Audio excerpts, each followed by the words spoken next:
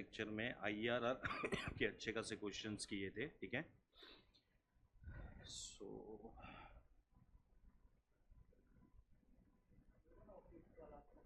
हाँ, वो एक अच्छा क्वेश्चन आज करना है अपने को। चलो आ जाओ, फिफ्थ क्वेश्चन से ही स्टार्ट करते हैं। ये एक ही क्वेश्चन है जो अलग अलग वे से है ना क्वेश्चन, मतलब ये एग्जाम में आ चुका है, ठीक है। खाली वो लोग ने अमाउंट चेंज किया है, लेकिन जो कॉन्सेप्ट है ना that is what you know that is same, ठीक है। वो लोग ने चेंज नहीं किया हुआ है। अभी देखो क्या दिया है इसमें। A proposal to invest in what you know in a in a project which has a useful life of 5 years with no salvage value at the end of the useful life, ठीक है। तो एक investment करने का है, लेकिन उसके end of the useful life उसका कोई सैलवेज वैल्यू नहीं है। It is anticipated that the project will generate a steady cash inflow of 70,000 per annum, ठीक है। तो ये 70,000 जो है ये अपने लिए कैश इनफ्लो का डिटेल्स दिया हुआ है, तो ये डायरेक्टली क्या हो जाएगा अपने लिए सी फैट, ठीक है। और ये सी फैट पर एनम है, मतलब it is nothing but what you no annuity, ठीक है, ये एन्यूटी है। After analyzing other facts of the project, the following information were revealed. Internal rate of return, मतलब IRR जो है क्वेश्चन में ऑलरेडी कैलकुलेट करके दे दिया है, ठीक है। So what is the IRR that is given to us? 13%, ठीक है। तो 13% पे क्या होगा, व्हाट विल हैपन एट 13%? 13% पे NPV 0 रहेगा and PVCI will be equal to PVCO, ठीक है। ये तुम्हारा 13% पे होएगा। फिर अपने को दिया हुआ है डिसेबिलिटी फैक्टर, अच्छा डिसेबिलिटी फैक्टर मतलब PI दिया हुआ है, ठीक है। एंड PI इज 1.07762, ठीक है। मतलब PI is more than what you know more than 1, ठीक है। Now from this you are required to find out the cost of the project. तो पहले कॉस्ट ऑफ द प्रोजेक्ट निकालना है, फिर सेकेंड निकालना है अपने को कॉस्ट ऑफ कैपिटल, ठीक है। उसके बाद में निकालना है पे बैक पीरियड, और लास्ट में क्या कैलकुलेट करके देना है? NPV, right. अब ये जरूरी नहीं है कि यही ऑर्डर में अपने को आंसर मिलेगा, but we have to find out all the answers, ठीक है। इसमें जो पे बैक रहेगा ना, पे बैक ये अपन लास्ट में करेंगे, तो बाकी तीन के ऊपर कॉन्सेंट्रेट करते हैं। That is cost of the project, cost of capital and NPV, that is net present value. अभी यहाँ पे अपने को फैक्टर्स भी दे दिए हैं। So the present value factors at different rates are given as under. तो 10% है, 11% है, 12% है और 13% है, ठीक है। अच्छा 13% ये है ना, ये तुम्हारा IRR भी जो है वो 13% है, और इनका मेरे ख्याल से टोटल करके भी दे दिया है, मतलब what is given to us is the annuity factor, ये भी अपने को कैलकुलेट करके दे दिया है, ठीक है। Now before we start this question, थोड़े बहुत जो है बेसिक अंडरस्टैंडिंग तुमको दे देता हूँ, सो दैट थोड़ा ईजी हो जाएगा। सबसे पहले मेरे को ये बताओ कि IRR पे क्या होता है, what will happen at IRR? IRR पे NPV जो होता है that is equal to what you know equal to 0, ठीक है। अच्छा दूसरे वर्ड्स में PVCI will be equal to what you know PVCO। लेकिन जब भी हम IRR पे PVCI कैलकुलेट करते हैं, सो PVCI at the rate of IRR, मतलब ये जो PVCI कैलकुलेट किया रहेगा ये कौन से रेट पे किया हुआ रहेगा? IRR के रेट पे किया हुआ रहेगा। This has to be equal to PVCI at the rate of what you know at the rate of IRR, ठीक है। तो ये पॉइंट जो है ये IRR का है, ठीक है। अच्छा अभी अगर सपोज हम लोग यहाँ पे NPV का बात करते हैं, किसका बात करते हैं? NPV। So NPV is nothing but is comparing what and what?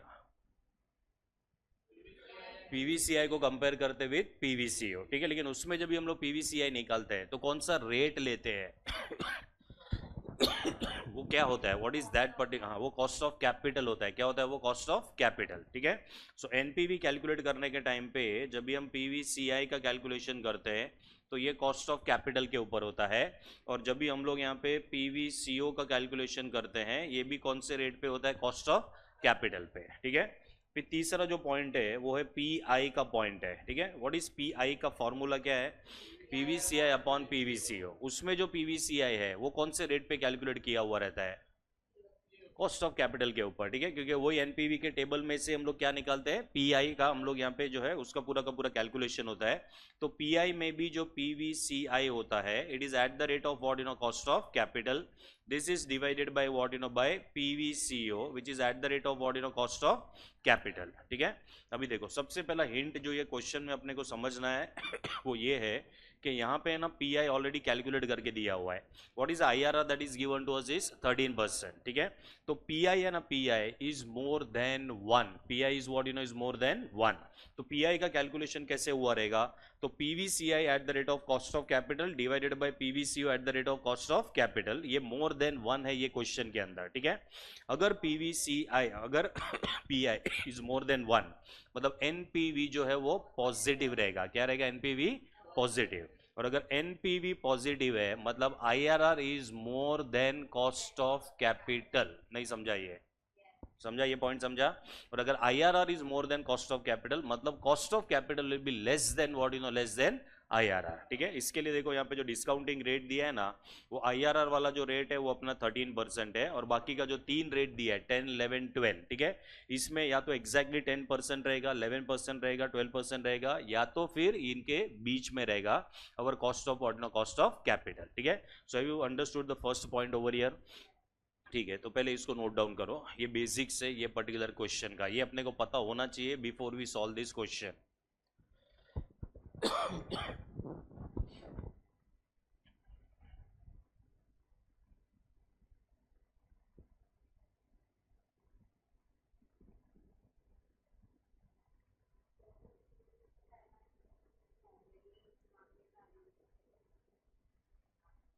कौन सा वाला?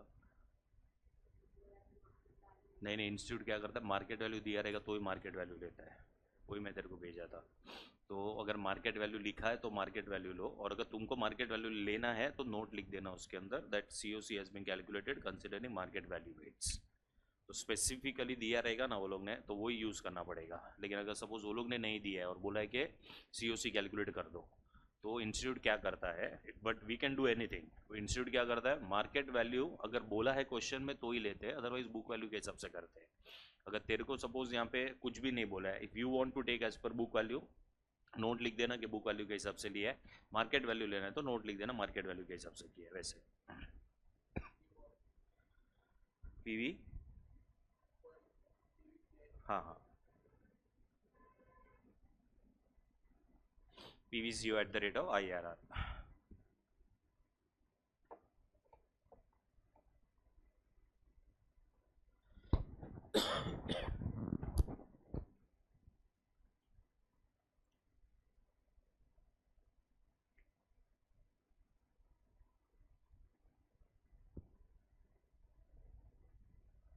चलो अभी बताओ कैसे स्टार्ट करेंगे इसको. तुम लोग ऑर्डर भूल जाओ, ऑर्डर भूल जाओ, but how to solve the question that is मतलब इसका स्टार्टिंग पॉइंट क्या रहेगा, कहाँ से स्टार्ट कर सकेंगे.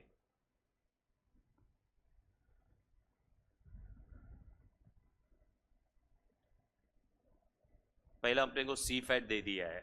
ठीक है, तो स्टार्टिंग पॉइंट हम लोग कहाँ से स्टार्ट कर सकेंगे ये मुझे बताओ. आईआरआर का रेट भी दिया हुआ है, पीवीसीआई एंड पीवीसीओ सेम रहेगा आईआरआर पे. ठीक है, तो है ना पहले अपने को आईआरआर का रेट से ही स्टार्ट करना पड़ेगा, क्योंकि 13% पे क्या होगा ये तो अपने को पता है. ठीक है, तो जो फर्स्ट पॉइंट है सॉल्यूशन का उसके अंदर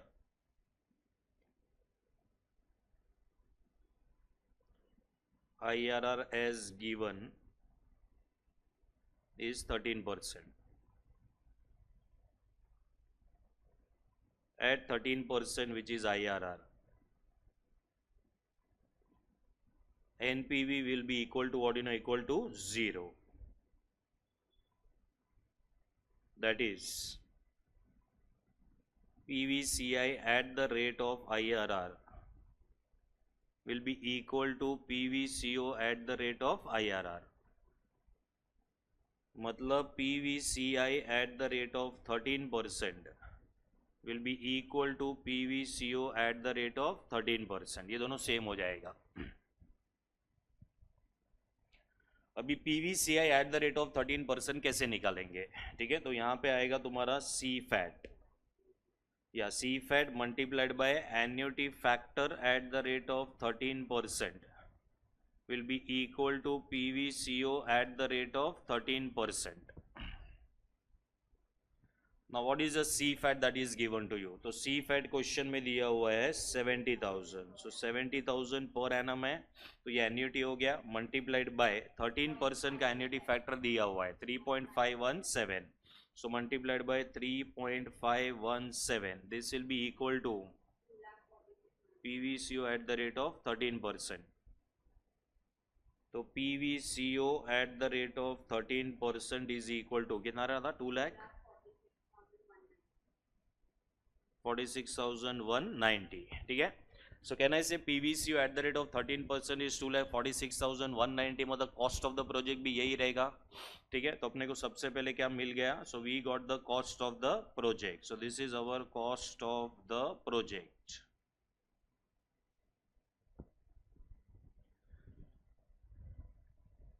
देखो इसका बेसिक्स मालूम रहेगा ना तो ये क्वेश्चन बहुत इजी है और है 8 मार्क का क्वेश्चन. हाँ, तो पहला तो PVCO at the rate of 13% is equal to 246,190, which is nothing but which is the cost of the what in of the project. ठीक है. अभी मैं एक स्टेटमेंट बोल रहा हूँ, तुमको चेक करने का, तुमको समझ रहा है कि नहीं. देखो अगर है ना हम लोग ने PVCO at the rate of IRR, PVCO at the rate of cost of capital और PI के अंदर जो PVCO at the rate of cost of capital, ये सब सेम ही रहेगा एक्चुअली में, क्योंकि आज 1 रुपए का वैल्यू जो है वो 1 रुपया ही है. बराबर है. सो वेदर इट इज 10%, 11%, 12% और 13%, आज 1 रुपए का वैल्यू कितना रहेगा? 1 रुपया ही रहेगा. So that means your PVCO at the rate of IRR is same as PVCO at the rate of what? At the rate of cost of capital. ये दोनों सेम रहेगा. ठीक है. देन PI के अंदर भी जो PVCO रहेगा eight the rate of cost of capital, ये भी क्या रहेगा? सेम रहेगा. This will not change. ठीक है. तो यहाँ पे अपने को सबसे पहला जो मिला है that is nothing but what you know the cost of the project. So cost of the project is 2,46,190. ठीक है. सेकेंड कैलकुलेशन क्या रहेगा? ये तुम लोग ने लिख लिया क्या? लिखा ये? ठीक है. चलो अभी सेकेंड कैलकुलेशन में अपने को PI का हेल्प लेना पड़ेगा. ठीक है. सो यहाँ पे हम लोग ले रहे हैं PI as given is equal to कितना है? PI 1.07762. सो 1.07762. PI का फॉर्मूला लिख रहा हूं पहले. PI कैसे कैलकुलेट होता है? PVCI at the rate of cost of capital will be divided bye PVCO at the rate of cost of capital. PI जो दिया है is 1.07762 is equal to PVCI at the rate of cost of capital divided by PVCO at the rate of cost of capital will be 2,46,190. तो ये अपने को देगा PVCI at the rate of cost of capital which is 2,46,190 multiplied by 1.07762.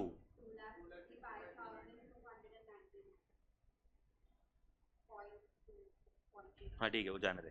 2,65,299 ये अपने को मिलेगा PVCI at the rate of what? At the rate of cost of capital. अभी अगर तुम्हारे पास PVCI available at the rate of cost of capital, PVCO available at the rate of cost of capital, क्या है दोनों का difference? NPV मिल जाएगा तुम लोग को. यस. ठीक है. तो यहाँ पे NPV का कैलकुलेशन करना है. So NPV at the rate of cost of capital is equal to PVCI at the rate of cost of capital minus PVCO at the rate of cost of capital. तो ये आएगा 2,65,299 minus 2,46,000 कितना आएगा? 190. तो ये दोनों का जो डिफरेंस है is the NPV in the question.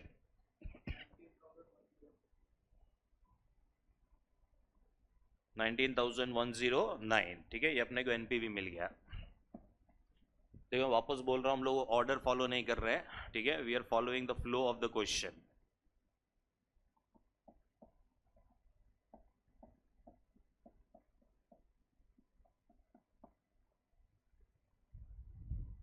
चलो कंफर्टेबल था इधर तक.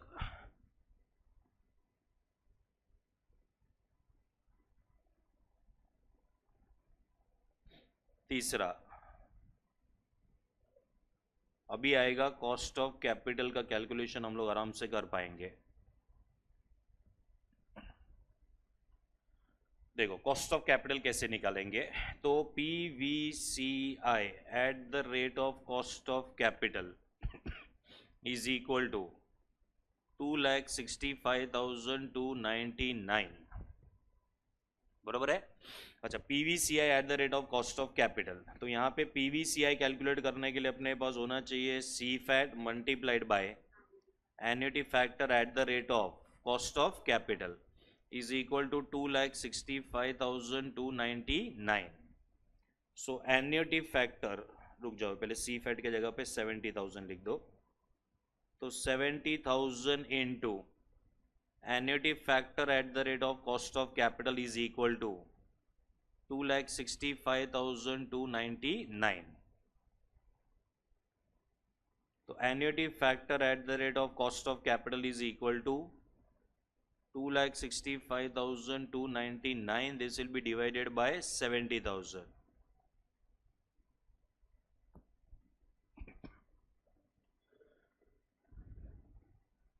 3.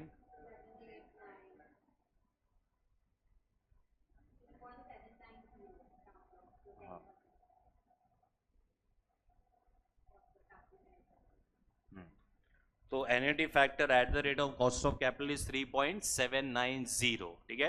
अभी चेक करो 3.790 एग्जैक्टली कोई रेट का एन्युटी फैक्टर का टोटल है क्या क्वेश्चन के अंदर है, कौन से रेट का है, 10%। उसका मतलब है टेबल से अपने को समझेगा that the cost of capital is what percentage, 10%, ठीक है। सो यहाँ पे लिख देने का from the table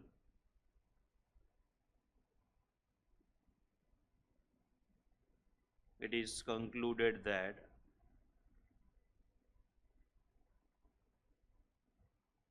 cost of capital is equal to 10%.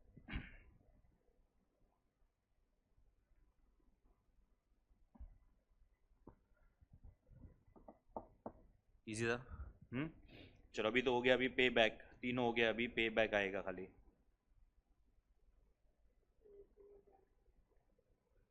अभी पे बैक पीरियड में यहाँ पे क्योंकि एन्युटी अपने को कोई टेबल नहीं बनाने का है, so pay back period will be equal to initial investment divided by CFAT per annum. अच्छा, यहाँ पे क्यों टेबल नहीं बना रहे, क्योंकि एवरी ईयर का कैश फ्लो इज सेम, ठीक है, सेम है वो, ठीक है। सो इनिशियल इन्वेस्टमेंट का अमाउंट कितना था अपना, 2,46,190। This will be divided by 70,000, 3.517 years और 3 years एंड 0.517 को 365 से मल्टीप्लाई करो तो डेज आ जाएगा।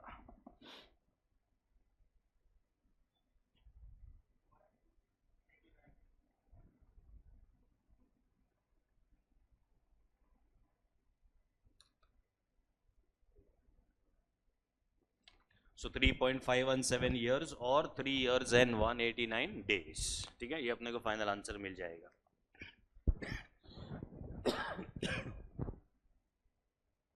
ये समझा ना, 8 मार्क का क्वेश्चन है ये। और एक ऐसा क्वेश्चन ट्राई करना है तुम लोग को, होमवर्क सेक्शन में आ जाओ।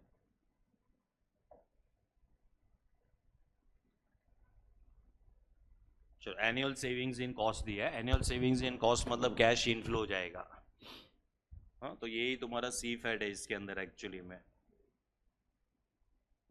96,000 का। वो क्वेश्चन में 70 था, ये क्वेश्चन में 96 है। उधर भी लाइफ 5 years है, इधर भी लाइफ 5 years है। सैलवेज वैल्यू वहाँ पे भी 0 था, इधर भी 0 है। IRR वहाँ पे 13% था, यहाँ पे 15% है। PI वहाँ पे कुछ 1.07762 था, यहाँ पे है 1.05, ठीक है, सेम टू सेम। खाली तुम लोग को जो है वही कॉन्सेप्ट अप्लाई करना है जो हम लोग ने उधर किया। यहाँ पे देखो प्रेजेंट वैल्यू फैक्टर्स जो है 15%, 14%, 13% का दिया हुआ है, ठीक है। You are required to calculate the cost of the project, फिर pay back period, net present value of cash inflow, और फिर अपने को कॉस्ट ऑफ कैपिटल का कैलकुलेशन करना है। तुम लोग वही ऑर्डर में करना जो भी अपन ने किया ना, सेम ऑर्डर में करना। हाँ, अभी ये उसके अंदर ये वाला सीक्वेंसिंग में आंसर आएगा ऐसे जरूरी नहीं है। हो सकेगा तो पीछे मत देखो, खुद ब खुद ये करो, ट्राई करो।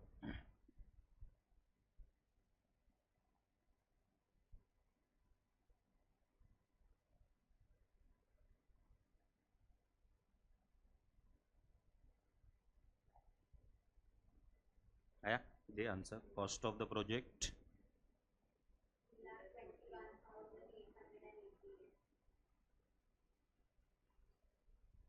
321,888, ठीक है। पे बैक पीरियड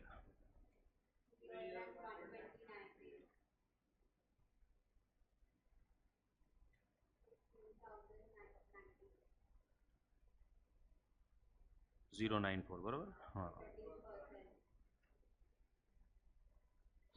3-4 बार आया ये क्वेश्चन एग्जाम में, सेम ऐसे ही रहता है, कुछ भी नहीं करते वो लोग उसके अंदर चेंजेस, खाली जो मेन ये रहेगा ना, सी फैट का अमाउंट चेंज कर देंगे, IRR चेंज कर देंगे, वैसा करके चेंज करके पूछते हैं। हाँ, ईजी है, खाली वो आगे जो अपने डिस्कस किया था ना उसका क्लैरिटी होना चाहिए कि IRR पे क्या होता है और NPV कौन से रेट पे कैलकुलेट होता है, PI कौन से रेट पे कैलकुलेट होता है, ये सब अगर आइडिया रहेगा तो ईजी है। चलो, अभी मेरा शीट ओपन नहीं किया मैंने।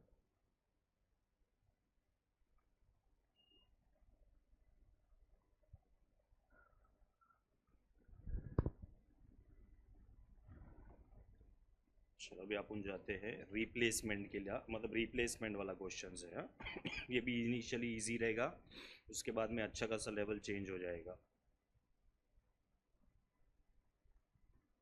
चलो, क्वेश्चन नंबर 10, जो मैंने जो शीट दिया ना उसके अंदर का क्वेश्चन नंबर 10।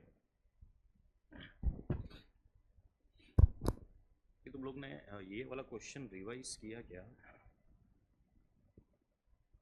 और एक बड़ा क्वेश्चन किया था मालूम है, तो एक लार्ज प्रॉफिट मेकिंग कंपनी वाला नहीं था, ये वाला ये वाला, हाँ ये वाला। हाँ, इसके बाद में ना एक्चुअली तुम लोग को है ना एक क्वेश्चन जो है होमवर्क में देने को भूल गया मैं। तुम लोग ना मॉड्यूल के अंदर एक क्वेश्चन है, गैलेंस का क्वेश्चन है वो, ठीक है। इट इज सिमिलर क्वेश्चन, लेकिन ये बहुत एग्जॉस्टिव क्वेश्चन था। एग्जॉस्टिव मतलब इसमें बहुत कुछ है, उसमें वो लोग ने उसको है ना थोड़ा सा क्या बोलते हैं उसको कंसाइज कर दिया, मतलब इन्फॉर्मेशन कम की है, ठीक है। So you have to solve that particular question from the module, ठीक है। वो गैलेंस का एक क्वेश्चन है, सेम टू सेम ऐसे ही है। ये कॉम्प्रिहेंसिव है, उसको थोड़ा सस्ता बना के उसके अंदर थोड़ा जो इन्फॉर्मेशन है वो लिमिटेड कर दिया है वो लोग ने, ठीक है। चलो, तो वो एक तुम लोग है ना कर लेना, खाली लिख के रखो, मॉड्यूल का क्वेश्चन है, मेरे को एक्जैक्टली पेज नंबर वो सब याद नहीं है, लेकिन मॉड्यूल का क्वेश्चन है वो मेरे को याद है, ठीक है। चलो, अभी क्वेश्चन नंबर 10 पे आते हैं। नया कॉन्सेप्ट आएगा अभी इसके अंदर। देखो क्या दिया है, WX limited has a machine which has been in operation for what for 3 years. तो इनके पास ऑलरेडी एक मशीन है जो लोग ऑलरेडी यूज़ कर रहे हैं, लास्ट कितने ईयर से यूज़ कर रहे हैं, 3 ईयर्स, ठीक है। तो जब भी इसको बाय किया रहेगा तभी कैपिटल बजटिंग हो चुका रहेगा उसका, ठीक है। तो ये ऑलरेडी जो है उसका कैपिटल बजटिंग होने के बाद में 3 साल हो चुका है, और अभी भी वो लोग उसको क्या कर रहे हैं, उसको यूज़ कर रहे हैं। It's remaining estimated useful life is 8 years, ठीक है। मतलब ये जो मशीन है जब भी बाय किया था 3 साल हो चुका है, और कितने ईयर्स के लिए चल सकता है, फॉर 8 ईयर्स।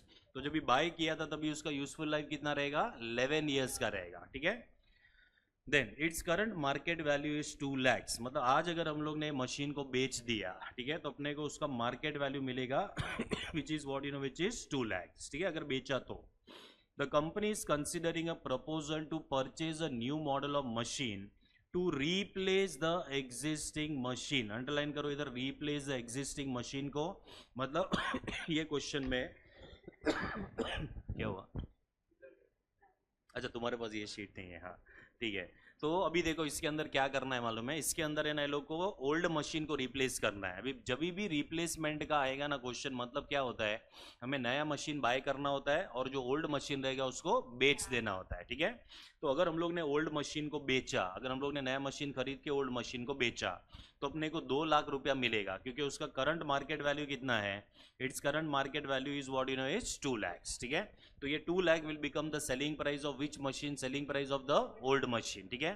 तो क्या ये 2 लाख रुपया रेलिवेंट है डिसीजन मेकिंग के लिए, कि इसको इग्नोर करना है? रेलिवेंट है, ठीक है, क्योंकि हमको रिप्लेसमेंट करना है, तो नया मशीन आएगा सामने, ओल्ड मशीन बेचेंगे तो उसका सेलिंग प्राइस अपने को मिल जाएगा, ये कैश इनफ्लो होएगा। Then the relevant information are as follows, अपने पास दोनों मशीन का इंफॉर्मेशन है, existing as well as what, new machine, ठीक है। कॉस्ट ऑफ द मशीन, जो एग्जिस्टिंग मशीन है जब भी उसको बाय किया था, उसको हम लोग ने बाय किया था 3,30,000 पे। आज हम लोग जो नया मशीन बाय करेंगे उसका कॉस्ट कितना दिया अपने को, 10 lakhs, ठीक है। सो व्हाट विल हैपन, आज अपने को नया मशीन बाय करना है तो 10 लाख रुपए का आउटफ्लो इनकर करना पड़ेगा, लेकिन सामने ओल्ड मशीन का क्या मिलेगा अपने को, स्क्रैप मिलेगा, ठीक है।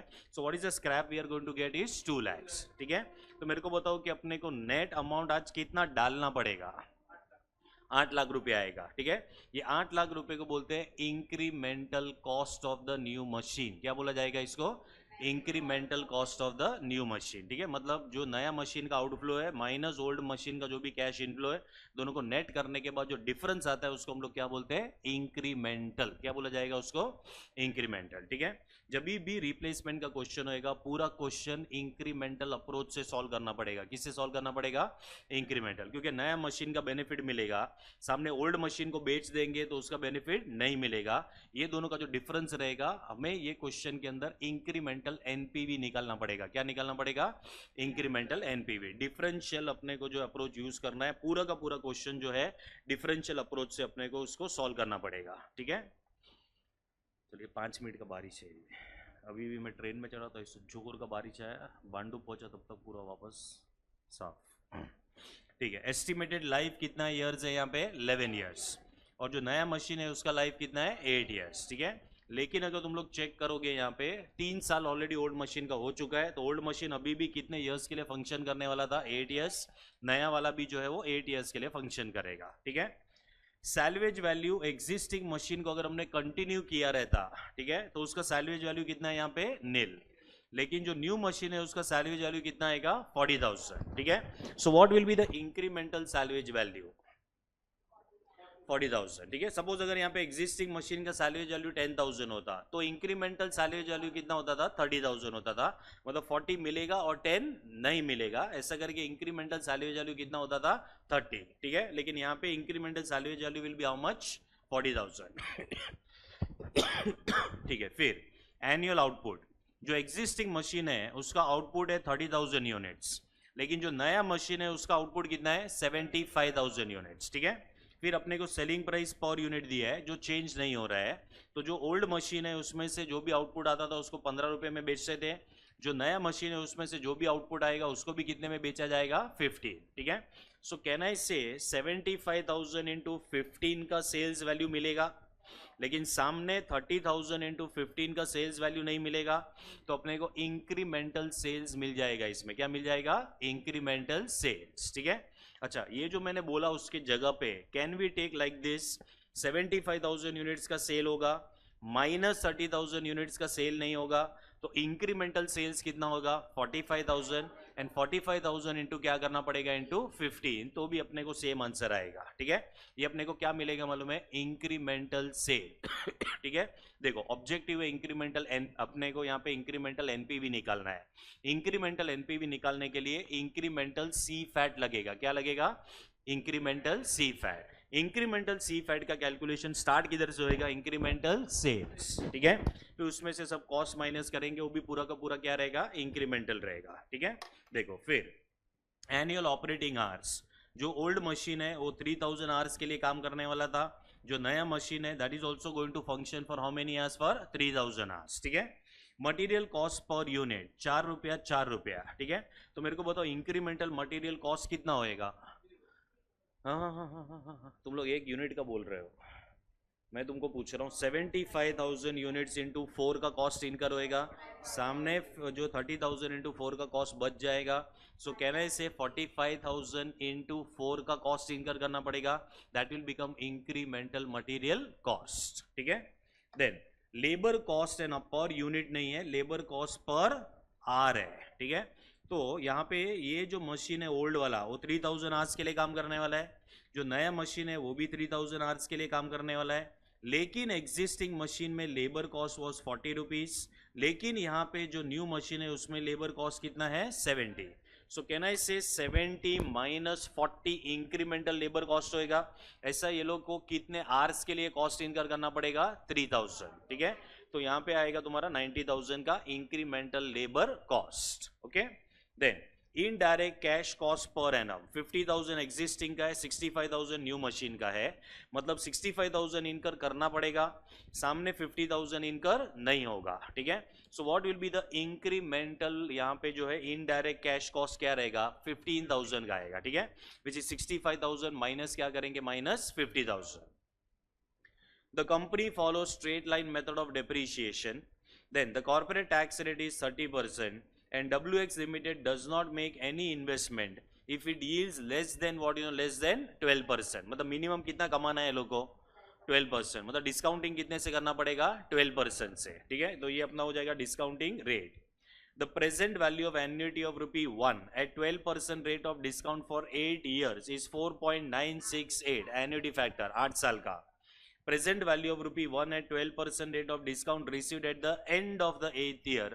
तो ये डिस्काउंटिंग फैक्टर है 8th ईयर के एंड का, ठीक है. Advice WX limited whether the existing machine should be replaced और नॉट, ठीक है. तो ये अपने को क्या करना है, यहाँ पे कैलकुलेशन करके देना है, ठीक है. First of all have you understood the entire question. इसमें एक नया पॉइंट आएगा खाली, ठीक है. बाकी पूरा का पूरा अप्रोच जो अपने को यूज करना है, कौन सा अप्रोच रहेगा, यहाँ पे इंक्रीमेंटल अप्रोच रहेगा, ठीक है. तो पहले अपना एनपीवी का जो नॉर्मल टेबल है वो हम लोग यहाँ पे प्रिपेयर करेंगे. So this is question number 10 extra में से.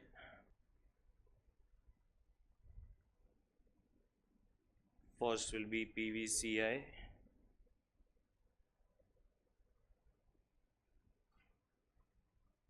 Second आएगा PVCO.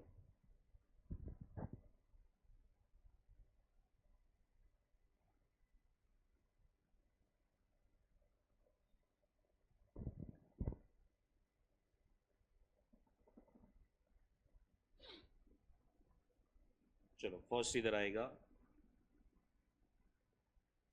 Incremental cost of new machine. देखो ये जो हम लोग निकाल रहे हैं ना, ये इंक्रीमेंटल आउटफ्लो है, ये इंक्रीमेंटल आउटफ्लो है, लेकिन डेप्रीशिएशन कौन से अमाउंट के ऊपर कैलकुलेट करोगे, ओरिजिनल कॉस्ट के ऊपर. सो what is original cost of the new machine, 10 lakhs, उसके ऊपर ही होएगा, ठीक है. यहाँ पे आएगा 10 lakhs माइनस 2 lakhs, तो ये होएगा 8 lakhs. कभी होएगा ये आज, तो प्रेजेंट वैल्यू कितना आएगा 8 lakhs. तुमको 10 to अलग अलग लिखना है तो लिख सकते हो, हाँ ठीक है. तो 10 में भी तुम्हारा जो है डिस्काउंटिंग फैक्टर 1 रहेगा, 2 lakhs जो इनफ्लो होएगा उसमें भी डिस्काउंटिंग फैक्टर 1 ही रहेगा, ठीक है. तो नेट करके कितना हो जाएगा 8 lakhs, ठीक है. चलो फिर इसके सामने इंक्रीमेंटल स्क्रैप वैल्यू.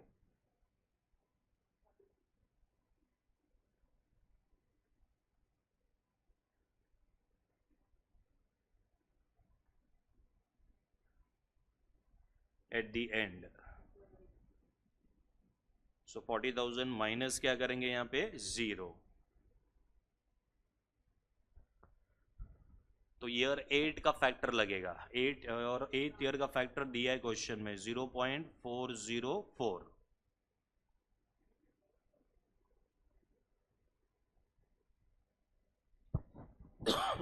चलो ये हो जाएगा 16,160. चलो इसके अलावा यहाँ पे है ना वर्किंग कैपिटल ये वो कुछ भी नहीं दिया हुआ है, ठीक है. तो बाकी जो भी इंफॉर्मेशन है उससे हम लोग क्या निकालेंगे, इंक्रीमेंटल सी फैट, ठीक है. तो यहाँ पे आ जाएगा सेकंड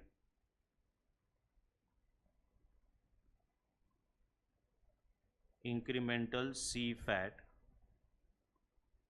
पर एनम.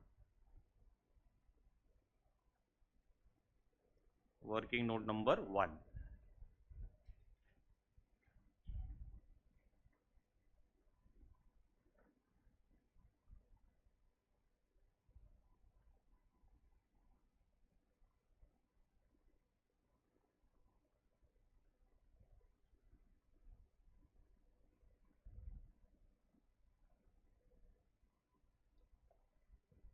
अभी देखो इसमें मेथड ऑफ डेप्रीशिएशन है ना स्ट्रेट लाइन है, तो एक ईयर 1 से ईयर 8 का पूरा कैलकुलेशन सेम ही रहेगा. सपोज इसमें WDV हो गया तो 8 साल का पूरा अलग अलग कैलकुलेशन हो जाता था, ठीक है. ऐसा भी एक क्वेश्चन है, ठीक है. चलो अभी यहाँ पे आएगा particulars.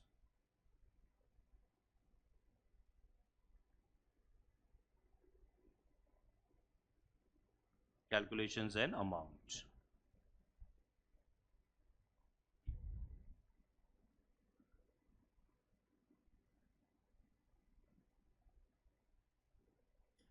Incremental sales per annum. So 75,000 minus 30,000 into 15 rupees का सेलिंग प्राइस.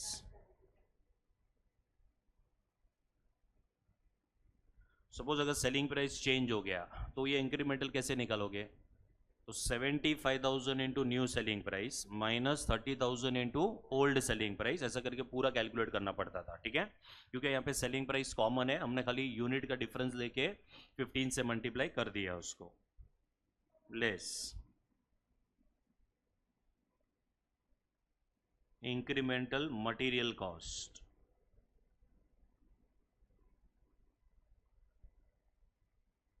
तो मटेरियल कॉस्ट में भी 75,000 minus 30,000 into 4.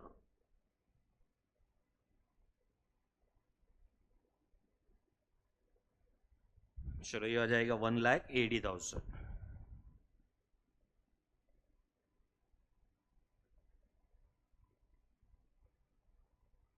Incremental labour cost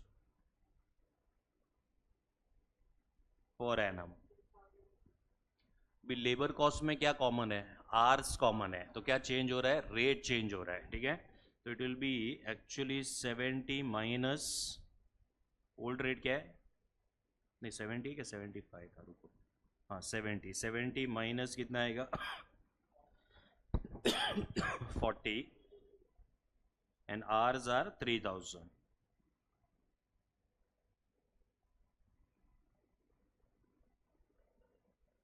तो ये आएगा 90,000 less incremental indirect cash cost per annum.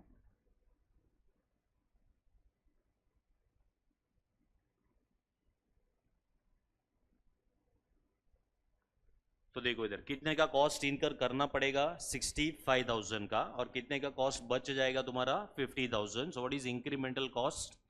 15,000. ठीक है, तो यहाँ पे मैं लिख रहा हूँ 65,000 minus 50,000, 15,000. This will give you incremental cash flows before tax per annum.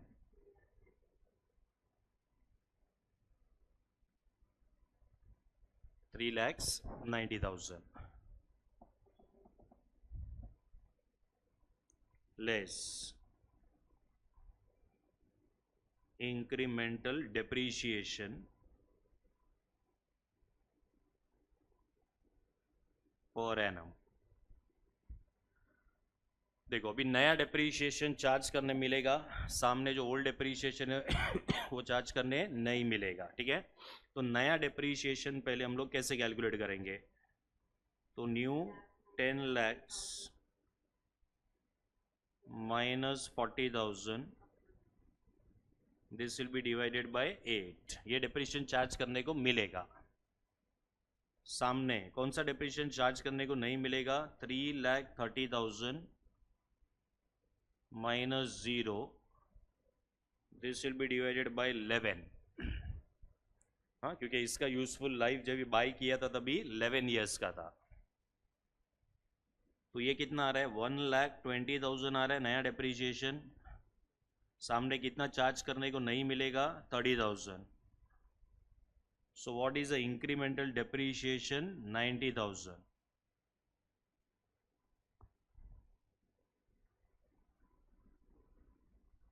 तो ये आ गया incremental net profit before tax per annum. ये कैलकुलेशन समझ रहे हैं? हेलो, आ रहे? समझ में आ रहे calculations? Less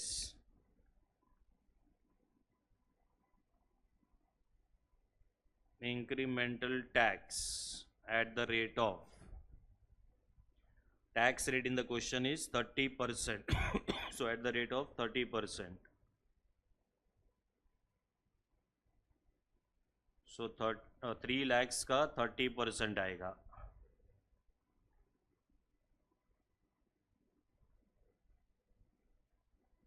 So this will be 90.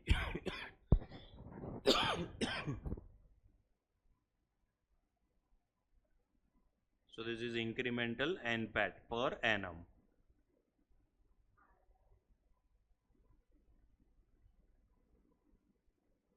इसमें ऐड बैक करेंगे इंक्रीमेंटल डेप्रीशिएशन.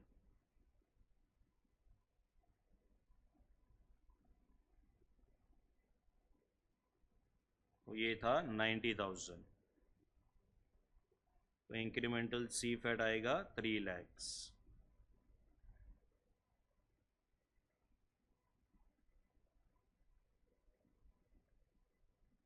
रुक जाना, एनपीवी कैलकुलेट मत कर देना, और एक पॉइंट बाकी है. हाँ, तो incremental CFAT per annum कितना आएगा? ये 3 lakhs. ठीक है. सो ये 3 lakhs एक ही साल मिलेगा कि it is every year for 8 years? Every year for 8 years. ठीक है. तो ये एन्युटी है. ठीक है. तो इसको मल्टीप्लाई किसके साथ करेंगे? एन्युटी फैक्टर के साथ. ठीक है. तो ये 3 lakhs को अपन ऊपर लेके जाएंगे टेबल में.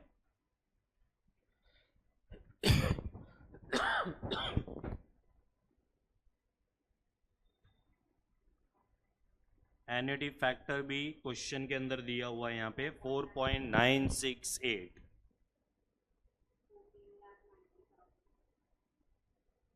14 lakhs 90,400.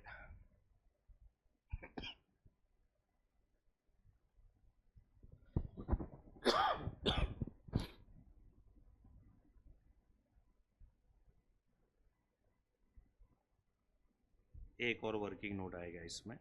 अंडरस्टैंड ये क्या है. हम लोग ना ओल्ड मशीन को है ना, उसका यूजफुल लाइफ खत्म होने से पहले ही बेच रहे हैं. We are selling the old machine before the useful life has got over. उसके पहले हमने उसको बेच दिया है. ठीक है. तो ऑब्वियस बात है कि अगर हम लोग ने उसको यूजफुल लाइफ के पहले बेचेंगे तो या तो प्रॉफिट में बेचा रहेगा या तो लॉस में. उसका कैलकुलेशन अपने को करना पड़ेगा. ठीक है. तो यहाँ पे देखो, ये ओल्ड मशीन का है. तो ओल्ड मशीन का पहले ओरिजिनल कॉस्ट कितना है? इसका ओरिजिनल कॉस्ट है 3,30,000 लेस डेप्रीशिएशन फॉर 3 years, क्योंकि उसको 3 साल ऑलरेडी हम लोग यूज कर चुके हैं. बराबर है. तो इसका 3 साल का डेप्रीशिएशन माइनस हो गया रहेगा. सो पर ईयर का डेप्रीशिएशन कितना था? 30,000 इंटू 3. सो 90,000 का डेप्रीशिएशन ऑलरेडी चार्ज हो गया है. So this is 2 lakh.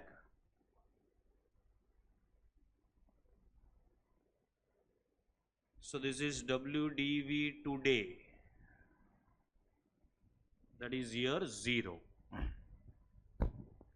अभी इसका WDV 240 है बुक्स ऑफ अकाउंट्स में. ठीक है. लेकिन हमने उसको बेचा कितने में? 2 lakhs में. ठीक है. तो 40,000 का क्या हुआ रहेगा? यहाँ पे लॉस हुआ रहेगा. ठीक है. और वो लॉस के वजह से क्या होएगा? टैक्स सेविंग्स हो जाएगा. क्या हो जाएगा? Tax savings. ठीक है. तो यहाँ पे आएगा लेस सेलिंग प्राइस. ये क्यों कर रहा हूँ समझ में आ रहा है ना? क्योंकि यूजफुल लाइफ एंड होने से पहले ही बेच दिए हम लोग ने. तो ये आएगा शॉर्ट टर्म कैपिटल लॉस.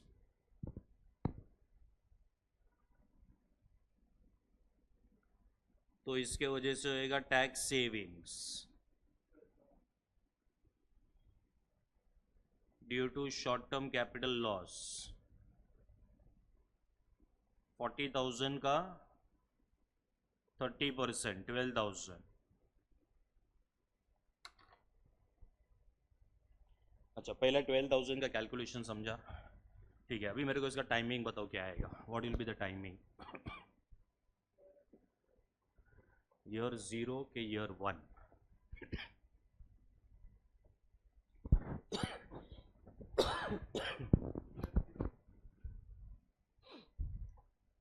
देखो इसमें ना जो एक्चुअली टैक्स सेविंग्स और उसका कैलकुलेशन तो ईयर 0 में हो जाएगा. बट एक्चुअली देखने को जाएंगे तो ये जो टैक्स एडजस्टमेंट होएगा ना, ईयर 0 में नहीं होएगा, it will B at the end of the year, ठीक है। लेकिन इंस्टीट्यूट इसको ईयर 0 में ही लेता है, ठीक है। तो तुम्हारे पास दो चॉइस है, ईयर 0 में लेना ले सकते हो, ईयर 1 में लेना है तो भी ले सकते हो, ठीक है। तो we will go as per the institute, उनका जो भी ये है मतलब क्या बोलते हैं उसको सोल्यूशन है, उसके हिसाब से we will take such tax savings in the what you know in the year 0, ठीक है। तो इसका प्रेजेंट वैल्यू जो 12,000 है वो 12,000 ही रहेगा, ठीक है। तो हम लोग को क्या करना है, इसको लेके जाना है कैश इनफ्लो में। सो कैश इनफ्लो में यहाँ पे आएगा tax savings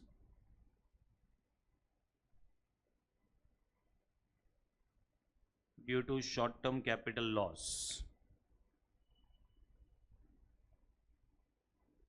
working note number 2, इसका अमाउंट कितना आएगा यहाँ पे 12,000, discounting factor 1, so present value will also be 12,000।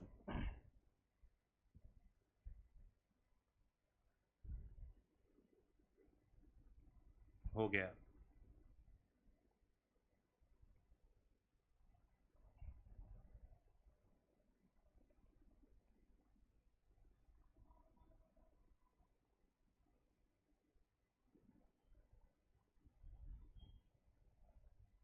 चलो इंक्रीमेंटल एनपीवी,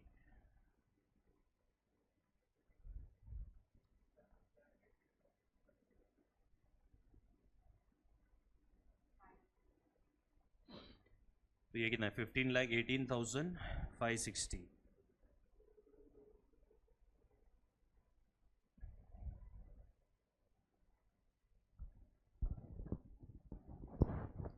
तो क्या करना चाहिए, एसेट रिप्लेस करना चाहिए कि नहीं करना चाहिए, तो करना चाहिए क्योंकि इंक्रीमेंटल एनपीवी इज पॉजिटिव।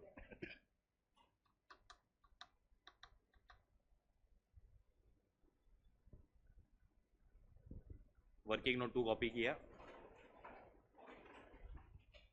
इधर एक नोट लिख दो खाली।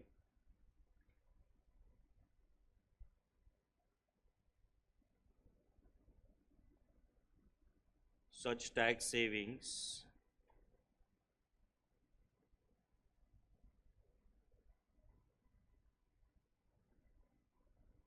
will take place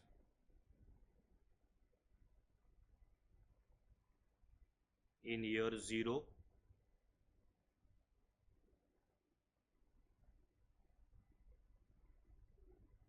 alternatively it can be taken as year 1 also।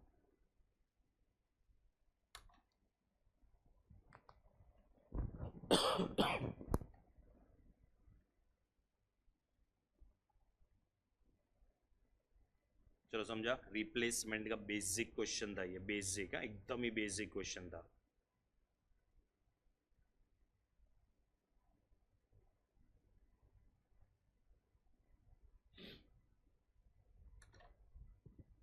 चलो ये तुमको ट्राई करना है, ये वाला क्वेश्चन।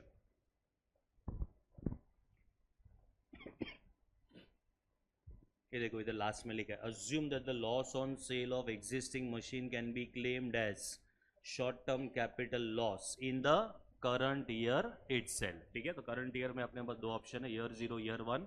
ईयर 0 लेके हम लोग पूरा कैलकुलेशन करेंगे, ठीक है। चलो तो बाकी का क्वेश्चन भी तुम लोग रीड करो एंड ट्राई टू आइडेंटिफाई कि इसमें करना क्या है। वो सेम टाइप का क्वेश्चन है बट उससे थोड़ा सा और इजी क्वेश्चन ये वाला है। रीड करके दूं कि कर लोगे वो भी, ठीक है। चलो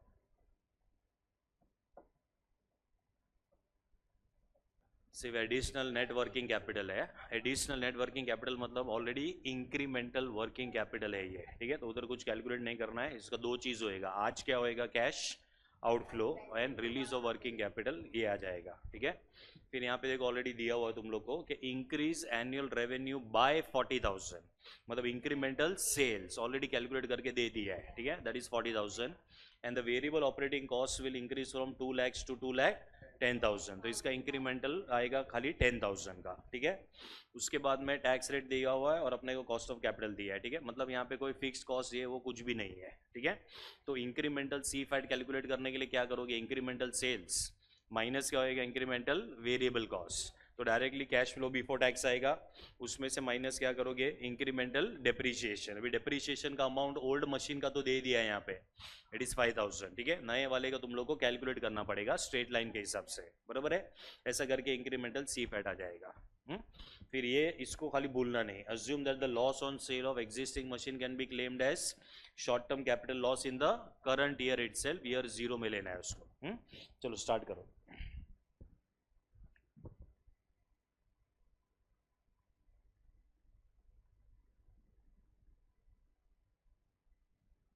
मतलब आज अगर बेचेंगे तो 30,000 वो सेलिंग प्राइस है, हाँ, that is not salvage value. हाँ, तो न्यू मशीन का भी सैलवेज वैल्यू नहीं है, ओल्ड का भी कुछ भी नहीं आएगा, so incremental salvage value 0। Salvage value कभी देखने का, जब भी नए मशीन का एंड में सैलवेज वैल्यू है, और ओल्ड मशीन को भी अगर कंटिन्यू किया रहेगा और एंड तक लेके गए रहेंगे, तो जो सैलवेज वैल्यू आएगा उसका डिफरेंस देना है वैसे। तो ये करंट सैलवेज वैल्यू का मतलब है आज का सेलिंग प्राइस तो उसको हम लोग बेचेंगे 30,000 में वैसे।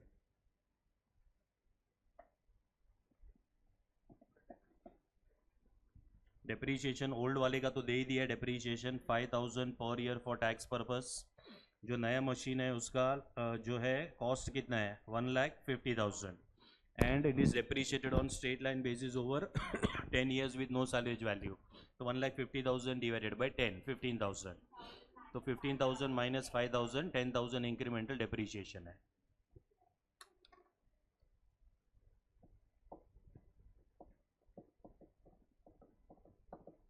टेक्स्टबुक दो तो जरा।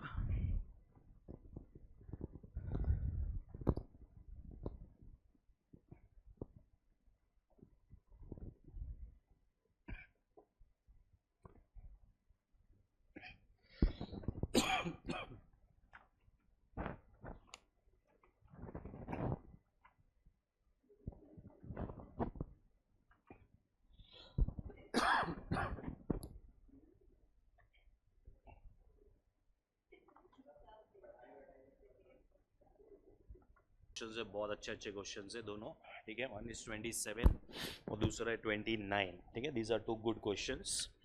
इसके लिए अपने को पहले दो बेसिक क्वेश्चन चाहिए थे, इसके लिए मैंने वो एक्स्ट्रा शीट में दो बेसिक क्वेश्चंस डाले हुए हैं, ठीक है। चलो अभी देखो क्या दिया है यहाँ पे। MNP limited is thinking of replacing its existing machine by a new machine which would cost rupees 60 lakhs। मतलब ये जो नया मशीन है उसका कॉस्ट कितना रहेगा, 60 lakhs। The company's current production is 80,000 units and is expected to increase to 1 lakh units, ठीक है। तो यहाँ पे दिया हुआ है देखो, तो 80,000 जो है एग्जिस्टिंग मशीन में से है, 1 lakh is from where, you know, from the new machine. The selling price of the product would remain unchanged at rupees 200 per unit। मतलब क्या चेंज नहीं हो रहा है सेलिंग प्राइस। तो इसके पहले के दोनों क्वेश्चन में, एक क्वेश्चन के अंदर सेलिंग प्राइस दिया था, एक क्वेश्चन में डायरेक्टली दे दिया था व्हाट इज इंक्रीमेंटल सेल्स, ठीक है। यहाँ पे हमको कैलकुलेट करना पड़ेगा what is going to be incremental sales. The following is the cost of producing 1 unit of product using both the existing and the new machine, ठीक है। तो देखो यहाँ पे पहले दिया हुआ है मटेरियल कॉस्ट अपने को दिया है, तो मटेरियल कॉस्ट जो है ओल्ड मशीन के अंदर 75 है और नए मशीन में इट इज 63.75, राइट। सो कहना इसे 1 लाख इंटू 63.75 का कॉस्ट इनकर होगा, और कितने का कॉस्ट बच जाएगा, 80,000 इंटू 75, ठीक है। तो ऐसा हो सकता है कि अपना मटेरियल के कॉस्ट में सेविंग्स हो जाए, क्या हो जाए, सेविंग्स, ठीक है। तो इंक्रीमेंटल सेविंग्स भी पॉसिबल है यहाँ पे। तो अपने को हर एक में कैलकुलेट करके देखना पड़ेगा कि अपना कॉस्ट बढ़ रहा है या फिर अपने को इंक्रीमेंटल कॉस्ट में सेविंग्स हो रहा है वो, ठीक है। फिर मटेरियल है, वेजेस एंड सैलरीज है, सुपरविजन है, repairs and maintenance, power and fuel, depreciation दिया है, एलोकेटेड कॉर्पोरेट ओवरहेड्स दिया हुआ है, इसको अंडरलाइन करो, एलोकेटेड कॉर्पोरेट ओवरहेड्स। मतलब ये ओवरहेड्स हम लोग इनकर कर रहे हैं कि चार्ज कर रहे हैं खाली,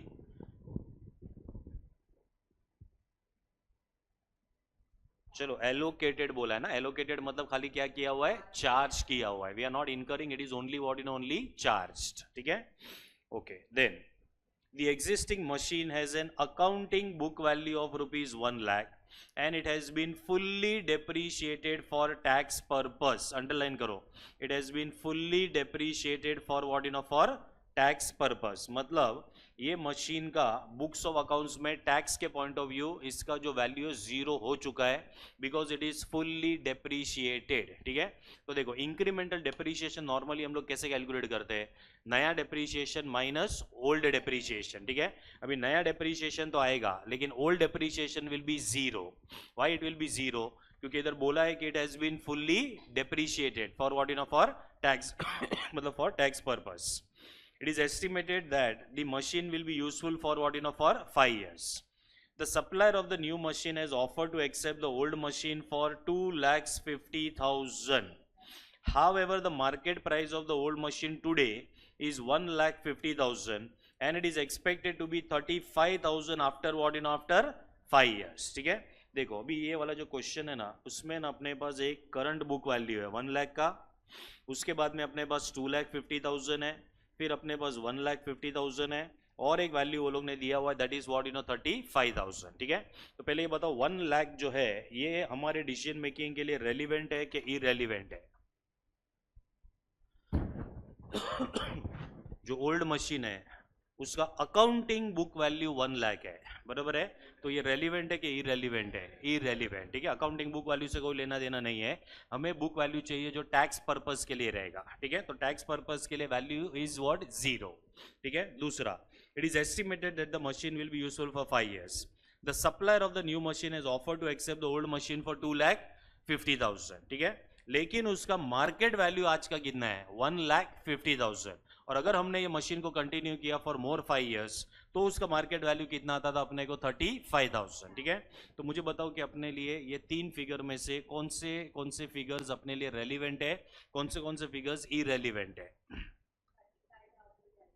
35,000 रेलिवेंट है क्योंकि ये इंक्रीमेंटल स्क्रैप वैल्यू कैलकुलेट करने के लिए काम आएगा. ठीक है, तो नए मशीन का स्क्रैप वैल्यू मिलेगा, 35,000 नहीं मिलेगा, तो 35,000 इज रेलिवेंट. ठीक है, अच्छा अभी 2,50,000 भी रेलिवेंट है क्योंकि जब भी हम ये मशीन एक्सचेंज करेंगे तो सामने वाला अपने को क्या वैल्यू दे रहा है, 2,50,000. So can I say that this 2,50,000 is going to be what, it is going to be the selling price of which machine, old machine. ठीक है, और 1,50,000 एक खाली इंफॉर्मेशन है, ये हमारे कोई काम का नहीं है. ठीक है, तो कौन सा फिगर काम का है इसके अंदर से, तो एक 2,50,000 काम का है, दूसरा 35,000 अपने लिए काम का है. These are the 2 figures which are what, which are useful. ठीक है, अच्छा what is the old machine का WDV टुडे? ओल्ड मशीन का WDV आज कितना है, जीरो हो गया है, zero.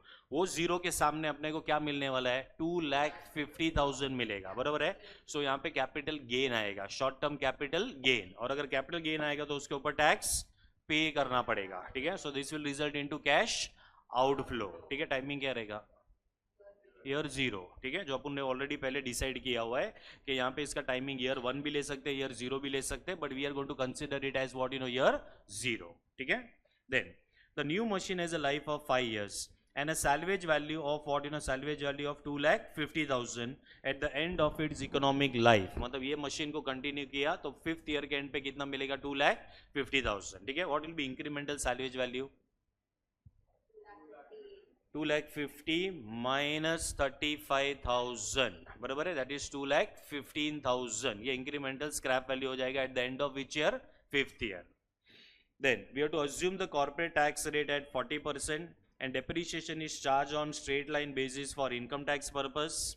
Further, assume that the book profit is treated as ordinary income for what, for tax purpose. So मैंने जो तुमको बोला ना 2,50,000 का शॉर्ट टर्म कैपिटल गेन होएगा, ये कैलकुलेट करना है क्वेश्चन के अंदर. ठीक है, ये नहीं भी दिया रहेगा ना तो भी ये कैलकुलेट करना है. ठीक है, अगर ऐसा दिया रहेगा कि इसको इग्नोर करो तो फिर ये कैलकुलेट नहीं करना है. ठीक है, The opportunity cost of capital of the company is what, is 15%. मतलब लोगों को मिनिमम कितना कमाने का है, 15%. That means we will have to calculate the what, calculate the NPV at the rate of 15%. ठीक है, estimate the net present value of the replacement decision. Estimate the internal rate of return of the replacement decision. मतलब खाली यहाँ पे अपने को जो है NPV कैलकुलेट करके नहीं देना है, IRR भी कैलकुलेट करके देना है. ठीक है, should the company go ahead with the replacement decision, अपने को सजेस्ट करना है, मतलब अपने को आंसर देना है उसका। और हमें यहाँ पे दिया हुआ है 15%, 20%, 25, 30, 35, ठीक है। यहाँ पे डिस्काउंटिंग फैक्टर तो अपना 15% है, बाकी के सारे रेट्स क्यों दिए हुए हैं, IRR कैलकुलेट करने के लिए दिया हुआ है, ठीक है। And question is given you option to take a difference of what percentage, 5%, बराबर है, क्योंकि 15 से पहले हम लोग करेंगे, फिर 15 के बाद 20, 25, 30 एंड 35, ठीक है। तो question is allowing you to take the difference of what, in difference of 5% for IRR, ठीक है। चलो have you understood the question, ठीक है। अभी यहाँ पे अपने को पहले NPV पहले निकालना पड़ेगा, उसके बाद हम लोग जाएंगे IRR के ऊपर, ठीक है। चलो राइट डाउन,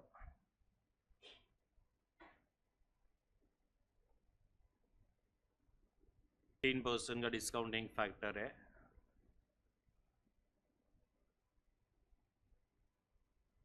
प्रेजेंट वैल्यू,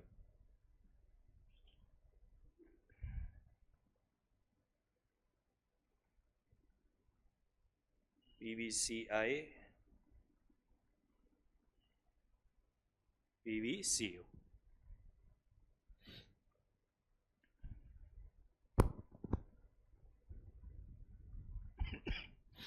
चलो सबसे पहला क्या आएगा, या incremental cost of new machine,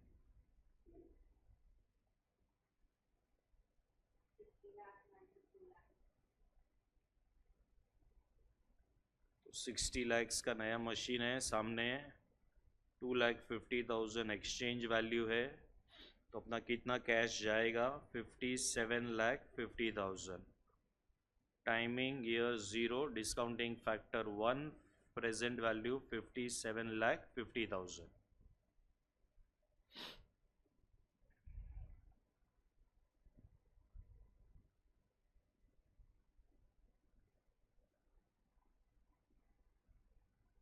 PVCI में लिखेंगे इंक्रीमेंटल स्क्रैप वैल्यू,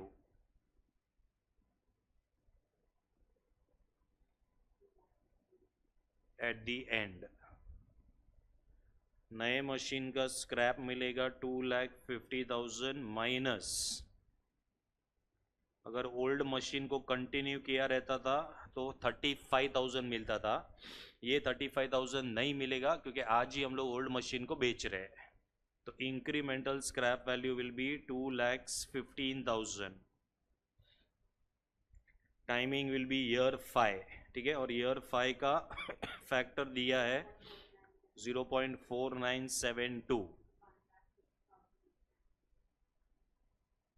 1 लाख,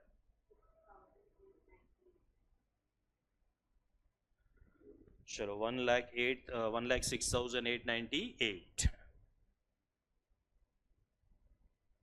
अभी मैं पहले है ना वो शॉर्ट टर्म कैपिटल गेन का कैलकुलेशन कर रहा हूं मैं तो इधर आएगा working note number 1,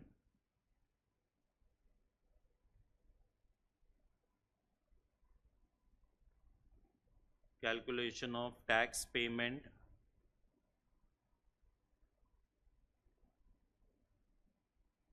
on short term capital gain,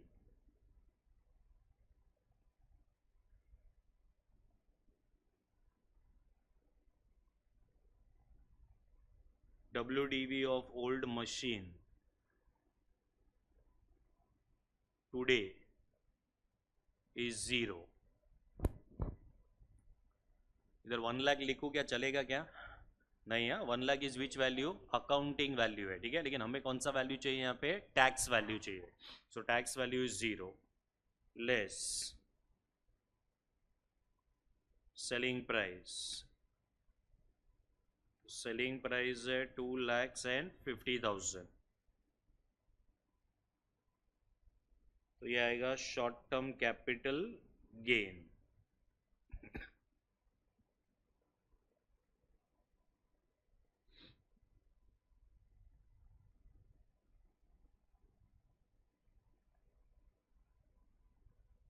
Tax payment on short term capital gain is equal to 2,50,000 into what is the tax rate we have in the question, 40% है, ठीक है। तो इंटू क्या करेंगे, इंटू 40%, तो कितना आएगा ये 1 लाख। तो गेन के ऊपर टैक्स पे करने को आएगा, मतलब this will result into cash outflow, ठीक है। तो इसको हम लोग पीवीसीओ में लिखेंगे यहाँ पे।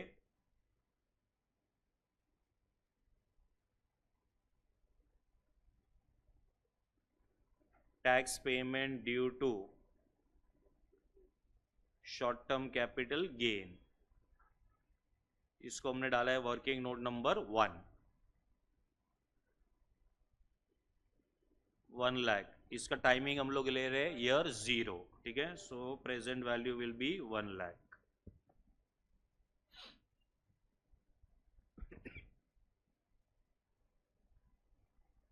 चलो अभी क्या बचा, सी फैट बचा है खाली, ठीक है, और कुछ भी नहीं ना, वर्किंग कैपिटल ये वो कुछ भी नहीं था। तो यहाँ पे आएगा incremental C fat.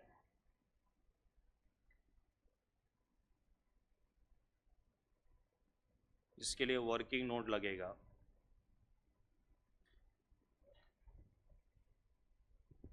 So working note number 2।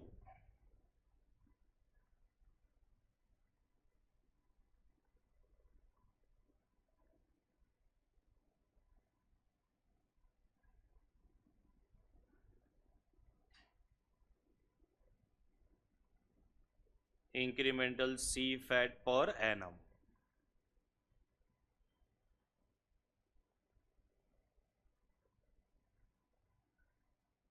Particulars, calculations, amount.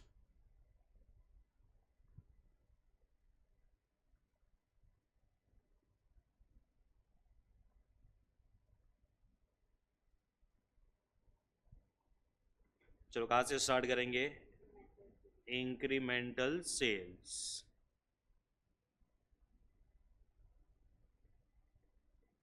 $1 minus 80,000 into कितना आएगा, into 200। Selling price is 200। So 20,000 into 200 मतलब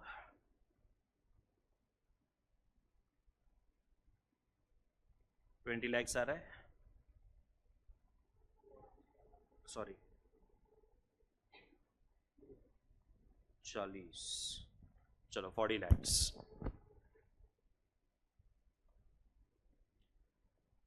अभी पहले ना खाली कैलकुलेटर पे अपने को चेक करना पड़ेगा, क्योंकि अपने को ये भी चेक करना है कि अभी ये कॉस्ट जो है ये बढ़ रहा है कि कम हो रहा है ठीक है।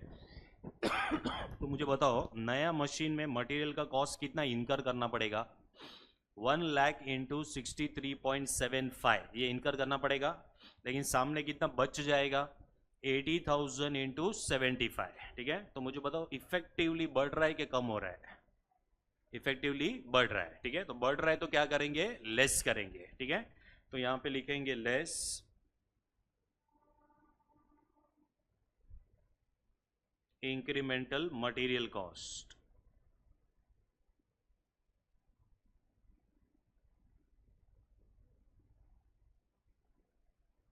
सो 1 लाख इंटू 63.75 ये इनकर करना है, माइनस 80,000 इंटू 75,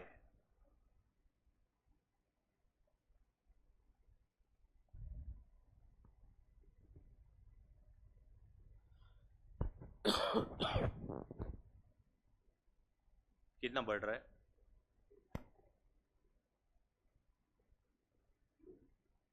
ये बहुत ध्यान से करना। 3,75,000 बढ़ रहा है मतलब लेस करना पड़ेगा, कम होएगा मतलब क्या कर दोगे, ऐड करेंगे, हाँ। चलो इंक्रीमेंटल मटेरियल कॉस्ट। फिर वेजिस का देखो जरा, वेजिस में क्या होएगा, 1 लाख इंटू 37.5 इनकर करना पड़ेगा, सामने 80,000 इंटू 51.25 बच जाएगा, ठीक है। तो इफेक्टिवली बढ़ रहा है कि कम हो रहा है, कम हो रहा है, कम हो रहा है तो क्या करोगे, ऐड करेंगे, ठीक है। सो इधर आएगा ऐड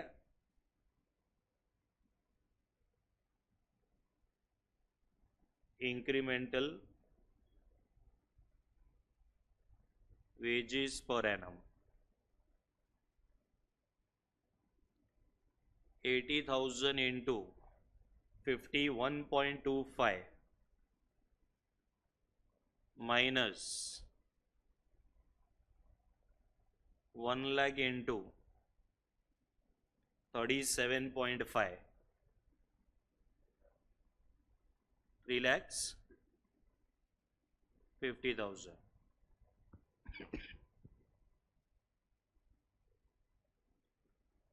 चलो फिर ये सुपरविजन का देखो, 1 लाख इंटू 25 इनकर करना पड़ेगा, 80,000 इंटू 20 बच जाएगा।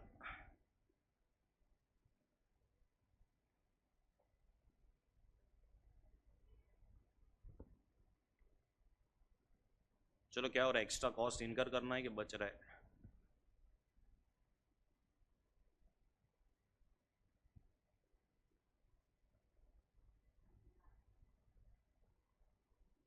एक्स्ट्रा आ रहा है तो माइनस करेंगे, बराबर है।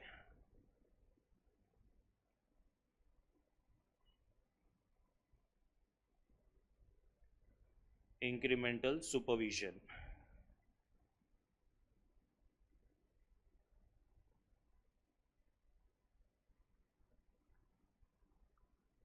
वन लाख इंटू 25 इनकर होएगा माइनस 80,000 इंटू 20 बचेगा, कितना आ रहा है 9 lakhs।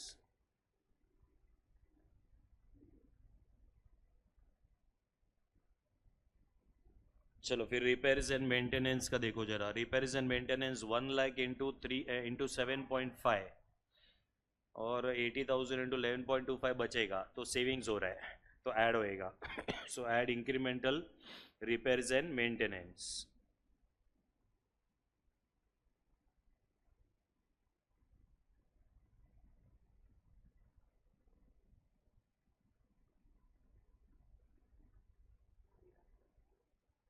कितना आ रहा है 80,000 इंटू क्या है 11.25 माइनस 1 लाख इंटू 7.5, हाँ तो कितना बच रहा है 1,50,000 ऐड हो जाएगा। चलो ये मटेरियल्स हो गया, वेजेस हो गया, सुपरविजन हो गया, रिपेयर्स एंड मेंटेनेंस हो गया। अभी आएगा पावर एंड फ्यूल, ठीक है। तो पावर एंड फ्यूल में 1 लाख इंटू 14.25 इनकर होएगा एंड 80,000 इंटू 15.50 बच जाएगा। एक्स्ट्रा आ रहा है तो लेस हो जाएगा।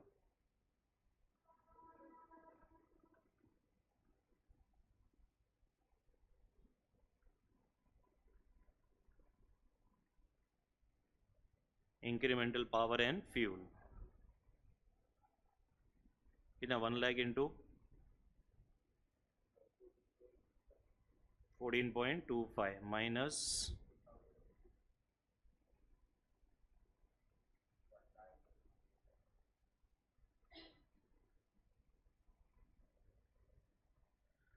1,85,000, ठीक है। डिप्रीशिएशन को नहीं लेना है, एलोकेटेड कॉर्पोरेट ओवरहेड्स को भी नहीं लेना है क्योंकि ये एलोकेट किया है, इनकर नहीं किया हुआ है। चलो डिप्रीशिएशन को क्यों नहीं ले रहे हम लोग यहाँ पे, ये पर यूनिट डिप्रीशिएशन हम लोगों ने कन्वर्ट करके दिया है अपने को। We are interested in incremental depreciation. चलो तो ये सब कुछ एडजस्ट करने के बाद में मिलेगा इंक्रीमेंटल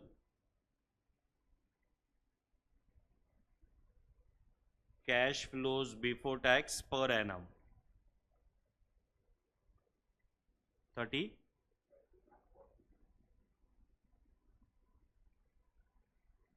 40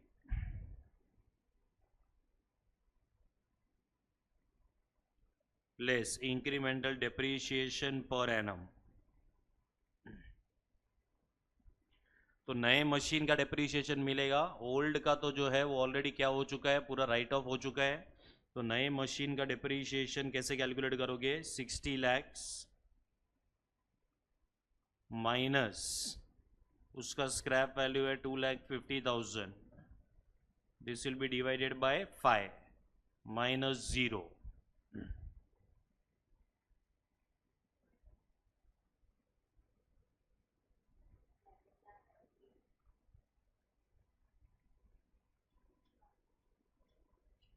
सिक्सटी है बेटा, तूने 6 दिया। चलो 11,50,000 ये इंक्रीमेंटल डिप्रीशिएशन है।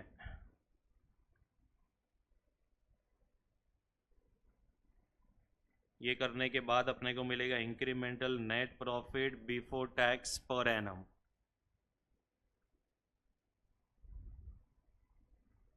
कितना 1890।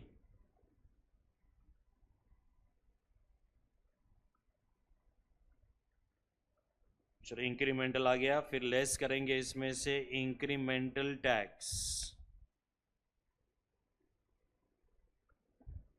टैक्स रेट कितना है क्वेश्चन में? 40।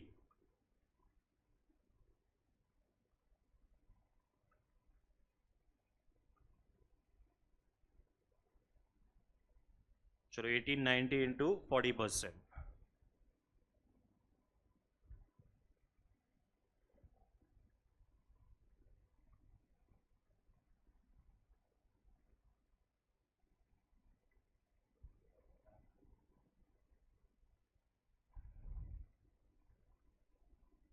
Incremental impact 11,34,000।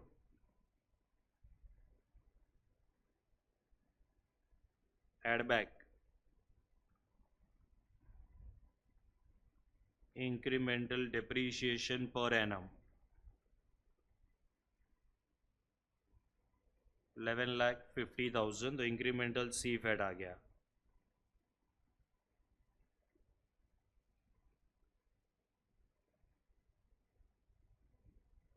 $22,84,000।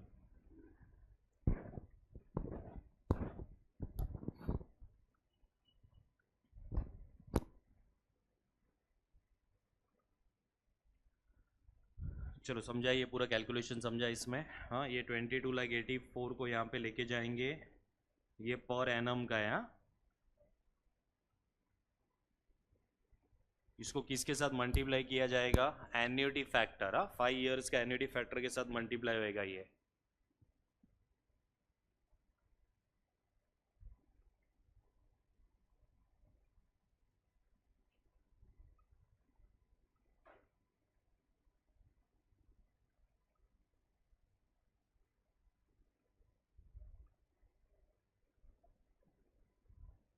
एन्युटी फैक्टर बताओ। 3522 मल्टीप्लाई करो।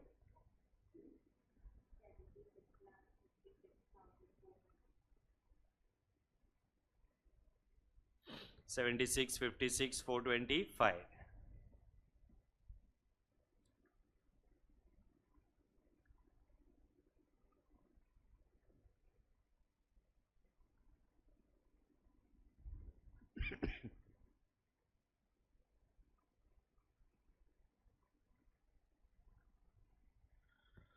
$58.50।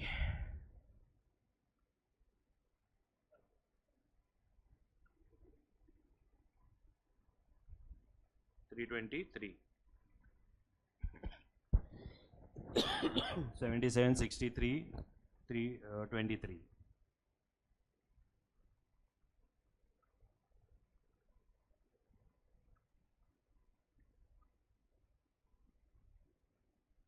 इंक्रीमेंटल एनपीवी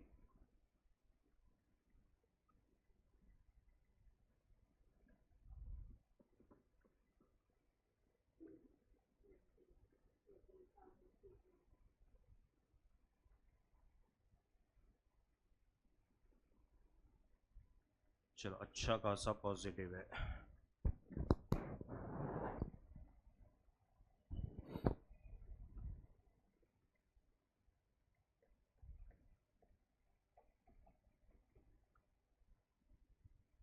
तो क्या करना चाहिए? पहले तो रिप्लेसमेंट करना चाहिए कि नहीं करना चाहिए? Answer is yes, because of incremental positive NPV. ठीक है, तो ये फर्स्ट पार्ट तो हो गया। सेकेंड पार्ट है ना, इसमें आईआरआर का कैलकुलेशन है। कौन सा कैलकुलेशन है? आईआरआर। ठीक है, तो अभी आईआरआर कैसे कैलकुलेट करोगे ये बताओ।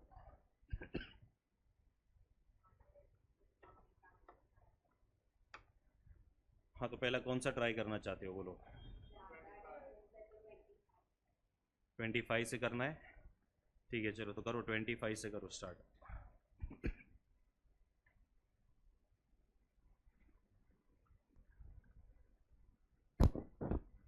क्या चाहिए साहिल?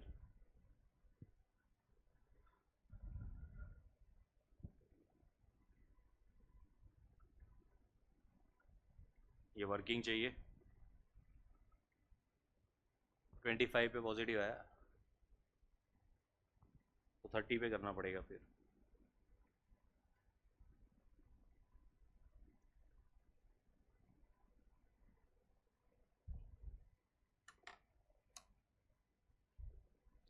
पीवीसीआई में दो ही अमाउंट लेना है तुम लोग को, एक 2,15,000 है और एक 22,84,000 है। ये दो ही अमाउंट है खाली पीवीसीआई में। हाँ तो 25 में पॉजिटिव है तो फिर 30 करो।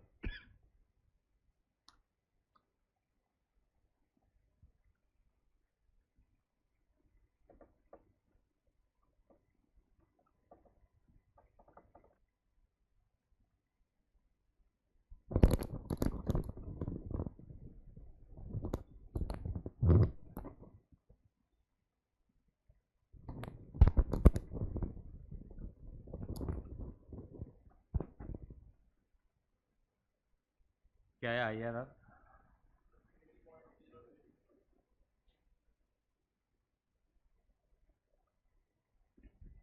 ट्वेंटी फाइव 30 के जब 5 लिया ना, 5 का डिफरेंस इंटू 5 किया ना। चलो अच्छा था क्वेश्चन।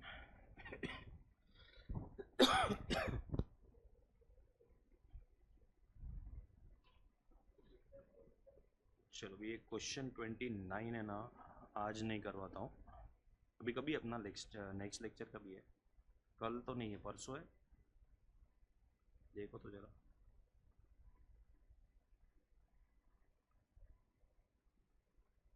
ये वीक में कितना है? 3 है? 2? 2 ही है ये वीक में।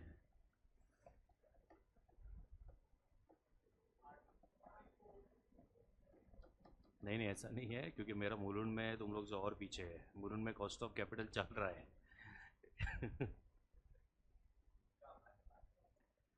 7 हुआ था, लेकिन मेरा इधर लेक्चर ज़्यादा हुआ ना, तभी उधर कम हुआ, ऐसा हो गया था। कहाँ पे? नहीं नहीं नहीं, पूरा नहीं हुआ है। नहीं नहीं पूरा नहीं हुआ है ऑडिट। हाँ तो फिर मेरे ख्याल से नहीं, आईडीटी मेरे ख्याल से 7 में चालू हुआ है, तो आईडीटी मेरे ख्याल से सेम चल रहा है। डीटी खत्म हो गया उधर भी। ऑडिट भी हुआ है, अच्छा खासा हुआ है मेरे ख्याल से, अच्छे खासे लेक्चर्स हुए हैं। आज देखता हूँ लोगों को पूछ के। चलो क्वेश्चन 23 करते हैं पहले, फिर नेक्स्ट लेक्चर में क्वेश्चन 29 से करेंगे।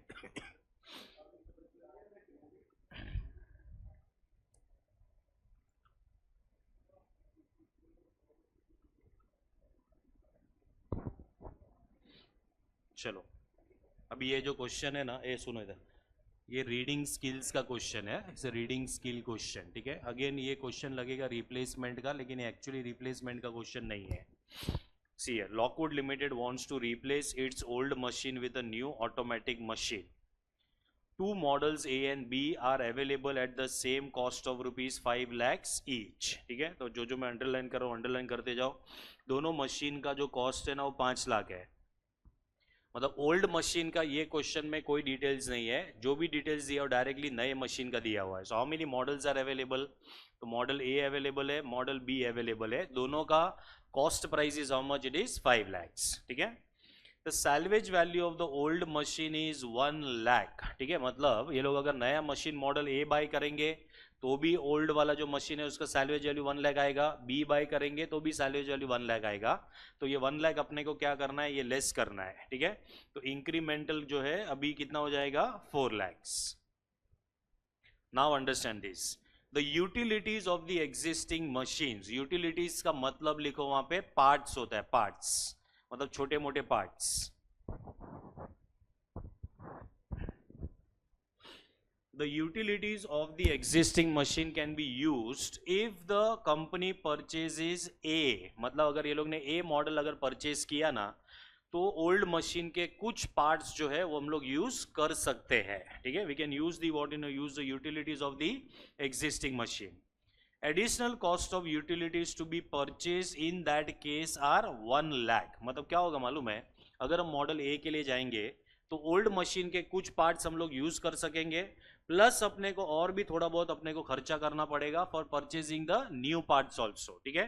तो वो जो अपने को खर्चा करना पड़ेगा that will be how much? 1 lakh. If the company purchases B, then all the existing utilities will have to be replaced with the new utilities costing rupees 2 lakhs. मतलब अगर हमने मॉडल बी बाय किया तो ओल्ड मशीन का कोई भी parts हम लोग जो यूज नहीं कर पाएंगे, पूरे के पूरे सारे पार्ट्स को अपने को क्या करना पड़ेगा, रिप्लेस करना पड़ेगा विद द न्यू पार्ट्स. तो वो मॉडल बी में अपने को 2 लाख रुपए का एडिशनल क्या होगा मालूम है, यहाँ पे खर्चा आएगा. ठीक है. The salvage value of the old utilities will be 0.20 lakhs. तो मॉडल बी में ओल्ड मशीन का कोई भी पार्ट यूज नहीं होएगा, तो सारे पार्ट्स को क्या करना पड़ेगा, उनको स्क्रैप करना पड़ेगा. उस सारे पार्ट्स को स्क्रैप करके अपने अपने को 20,000 रुपीज मिलेगा. ठीक है. ये मॉडल बी का डिटेल्स है. Right. Then the earnings after taxation are expected to be as follows. ठीक है. तो ये क्या इंफॉर्मेशन दिया है यहाँ पे लिखा हुआ है कैश इनफ्लोज, और ये जो कैश इनफ्लोज है ना, these are after what, in after tax. मतलब ये डायरेक्टली सी फैट अपने को दिया हुआ है यहाँ पे. ठीक है. देखो मेरे लिए क्वेश्चन ये है कि अगर हम लोग ने मशीन ए बाय किया या हमने बी बाय किया, तो हमारा कॉस्ट कितना रहेगा ये मेरे को कैलकुलेट करके चाहिए. ठीक है. If you are going for model A और model B, then what is going to be the final cost. क्योंकि अपने पास कैश इनफ्लो का डिटेल्स जो डायरेक्टली दिया हुआ है, year 1, year 2, year 3, year 4, year 5, उनका स्क्रैप वैल्यू भी दिया है. क्वेश्चन में अपने को फैक्टर्स भी कैलकुलेट करके दे दिए हैं. The targeted return on capital is 15%, और द डिस्काउंटेड रेट क्या रहेगा, 15%. Compute for 2 machine separately, net present value, discounted payback period and the desirability factor, मतलब पीआई. ठीक है. अच्छा, अभी फिलहाल अपना इंटरेस्ट किसके अंदर है, एनपीवी के कैलकुलेशन में. ठीक है. तो अपने को एनपीवी का कैलकुलेशन करना है फॉर बोथ द मशीन्स. उसके लिए हमें चाहिए दोनों मशीन का कॉस्ट. ठीक है. तो जो मैं पहला वर्किंग यहाँ पे कर रहा हूँ उसका हेडिंग लिखो. चलो, कैलकुलेशन ऑफ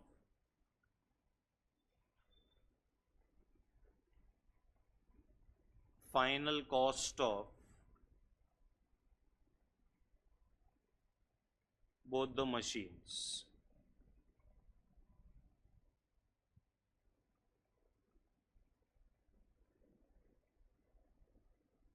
पहले यहां पे आएगा कॉस्ट प्राइस. मशीन ए 5 लाख का है, मशीन बी भी कितने का है, 5 लाख का. दोनों मशीन में क्या होने वाला है, ओल्ड मशीन तो वैसे ही बेचना ही पड़ेगा. ओल्ड मशीन को बेचोगे तो उसमें से क्या मिलेगा, स्क्रैप वैल्यू मिलेगा. तो उसका स्क्रैप वैल्यू कितना आएगा, 1 लाख. तो लेस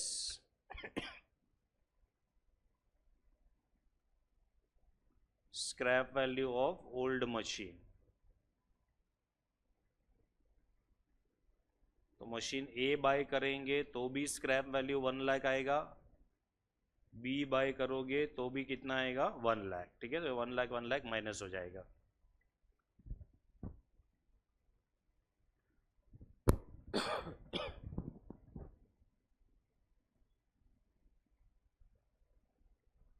देखो, the utilities of the existing machine can be used if machine purchase is A. Additional cost of utilities to be purchased in that case are rupees how much, 1 lakh. तो ये 1 लाख कभी इनकर करना है, मॉडल ए में कि model B में, model A में. ठीक है. तो यहाँ पे आएगा add cost of new utilities.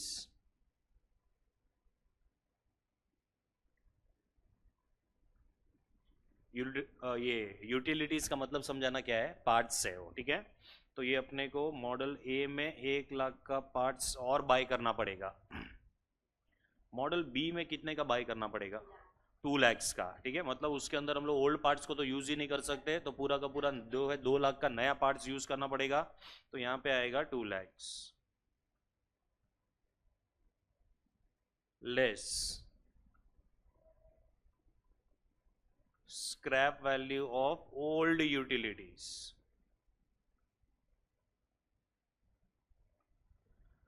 चलो, मॉडल ए में ओल्ड यूटिलिटीज का कोई स्क्रैप वैल्यू नहीं आएगा, लेकिन हाँ, क्योंकि हम लोग तो वो पार्ट्स को यूज कर रहे हैं. लेकिन मॉडल बी में जाएंगे तो पूरा नया पार्ट्स लिया है तो ओल्ड पार्ट्स को स्क्रैप करना पड़ेगा. तो उसमें से 20,000 रुपया मिलेगा. तो ये 20,000 माइनस हो जाएगा. दिस विल गिव यू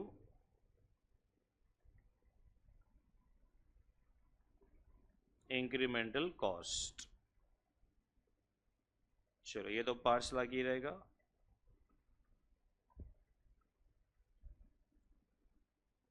ये 580।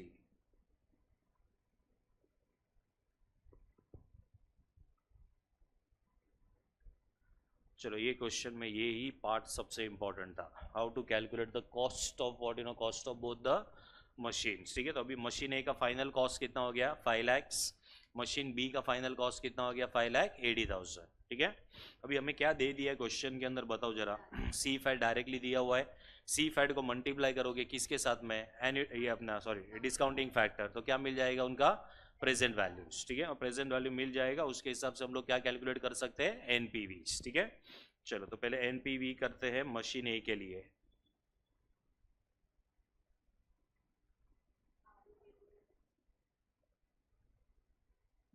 हाँ हो जाएगा, calculation of NPV for machine A.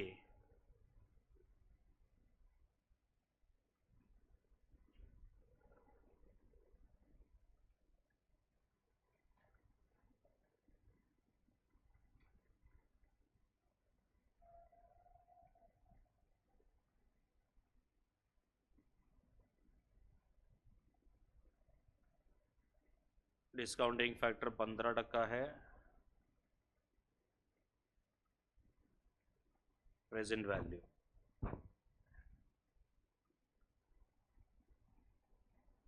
PVC है, थोड़ा बड़ा रखना है इसमें।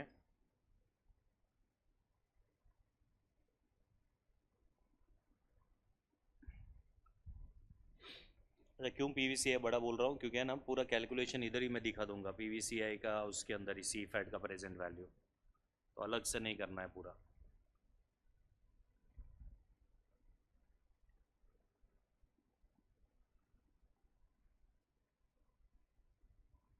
Incremental cost of new machine,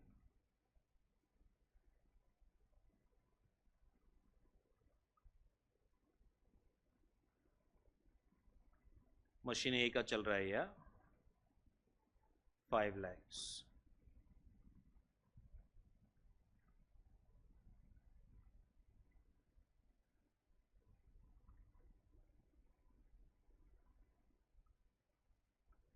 ये मशीन ए का स्क्रैप वैल्यू कितना मिलेगा, तो क्वेश्चन के अंदर दिया हुआ देखो, salvage value at the end of year 5, तो कितना आएगा 50,000 आएगा।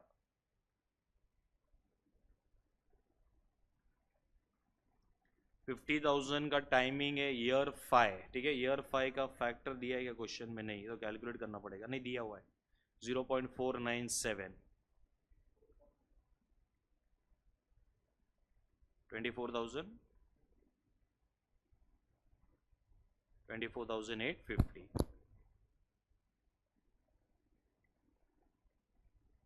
सी फैट।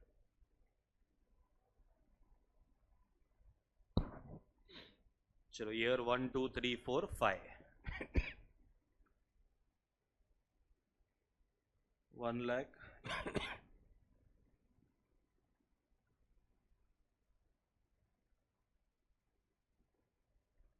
150 180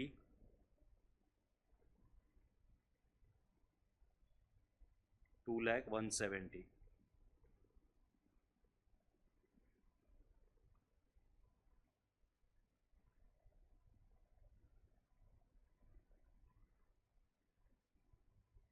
चलो इनके फैक्टर्स भी दिए हुए 0.870,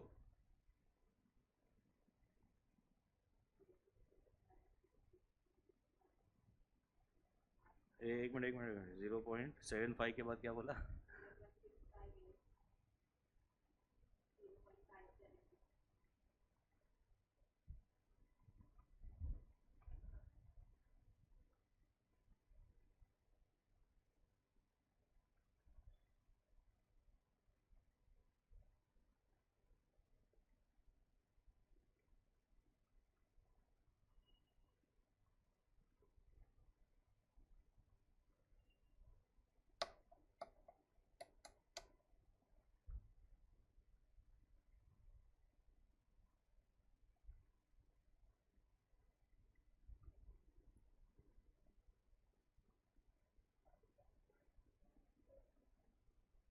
टोटल दे रहा है 517, 700, 730.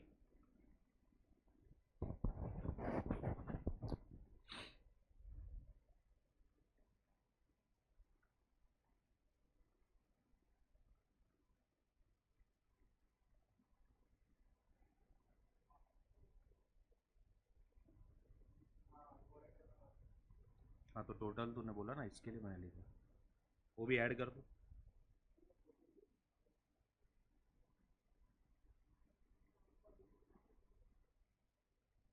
तो 42,580 का एनपीवी है.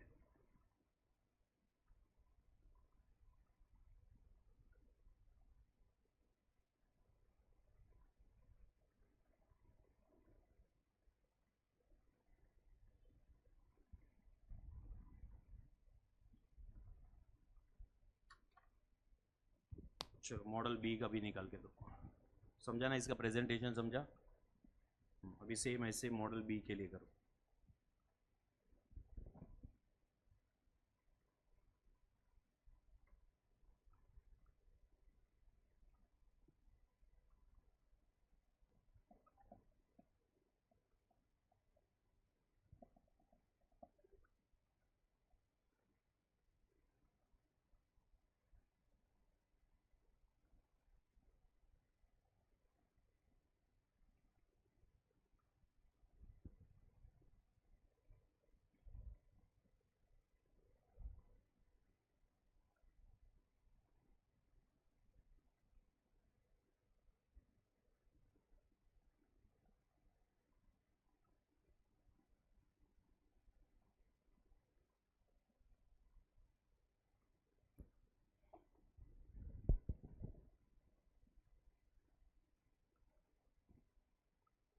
कितना 12, 140.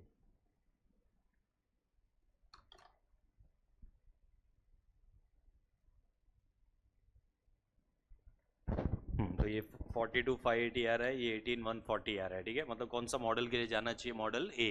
ठीक है. अच्छा, ये तो अपन ने सबसे पहले क्या कैलकुलेट कर लिया है यहाँ पे, एनपीवी. ठीक है, फिर यहाँ पे अपने को कैलकुलेट करना है disability factor. What is disability factor?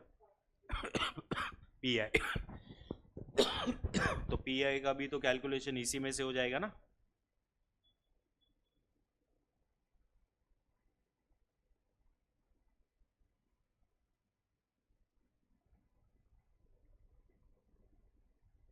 PVCI upon PVCO.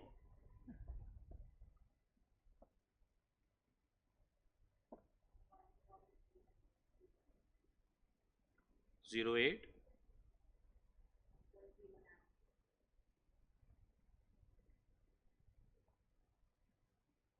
1.09.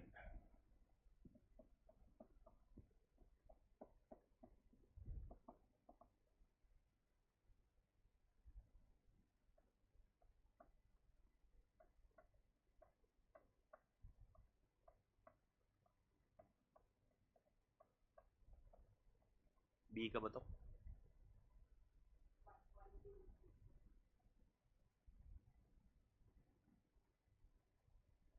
1.09, 1.03. चलो भी डिस्काउंटेड पे बैक कैलकुलेट करना, डिस्काउंटेड पे बैक दोनों के लिए.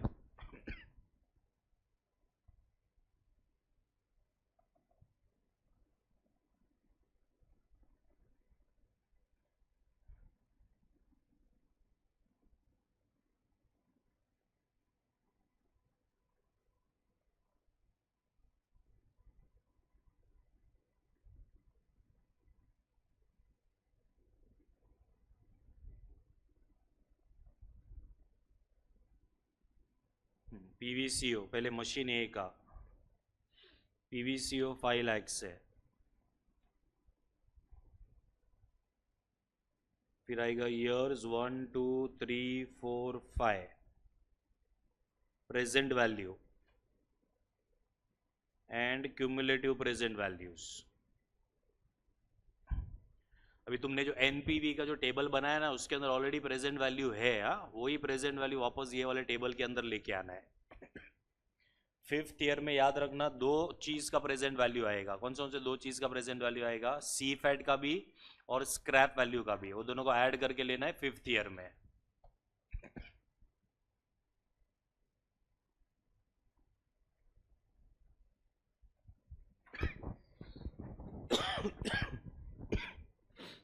मेरे को बताओ ना इसका प्रेजेंट वैल्यू क्या है? 20। इसका फर्स्ट ईयर का एक मिनट क्या दे रहा है तू? हाँ मल्टीप्लाई करके दे रहा है ना। हाँ फिर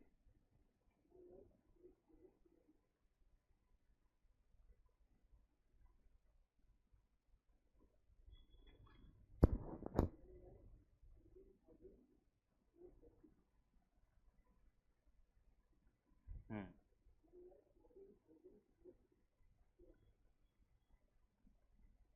लास्ट में दो चीज को ऐड करना है, सी फैट का प्रेजेंट वैल्यू और present value of the scrap also will be added here.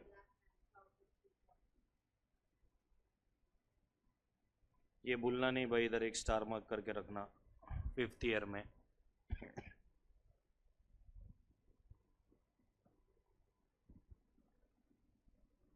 चलो इसका क्यूमुलेटिव बताते जाओ। 2,04,000,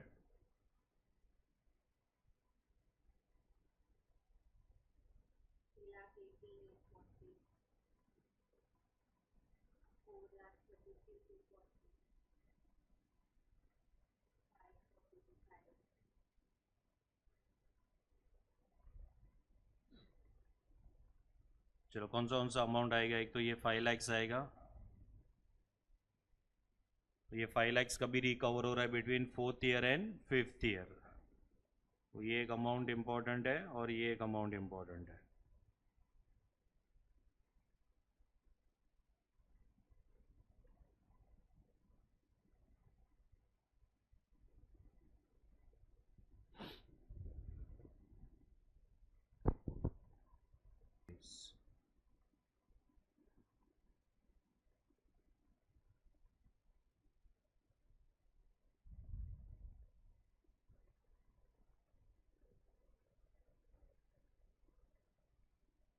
चलो बी वाले का कर लेना तुम लोग,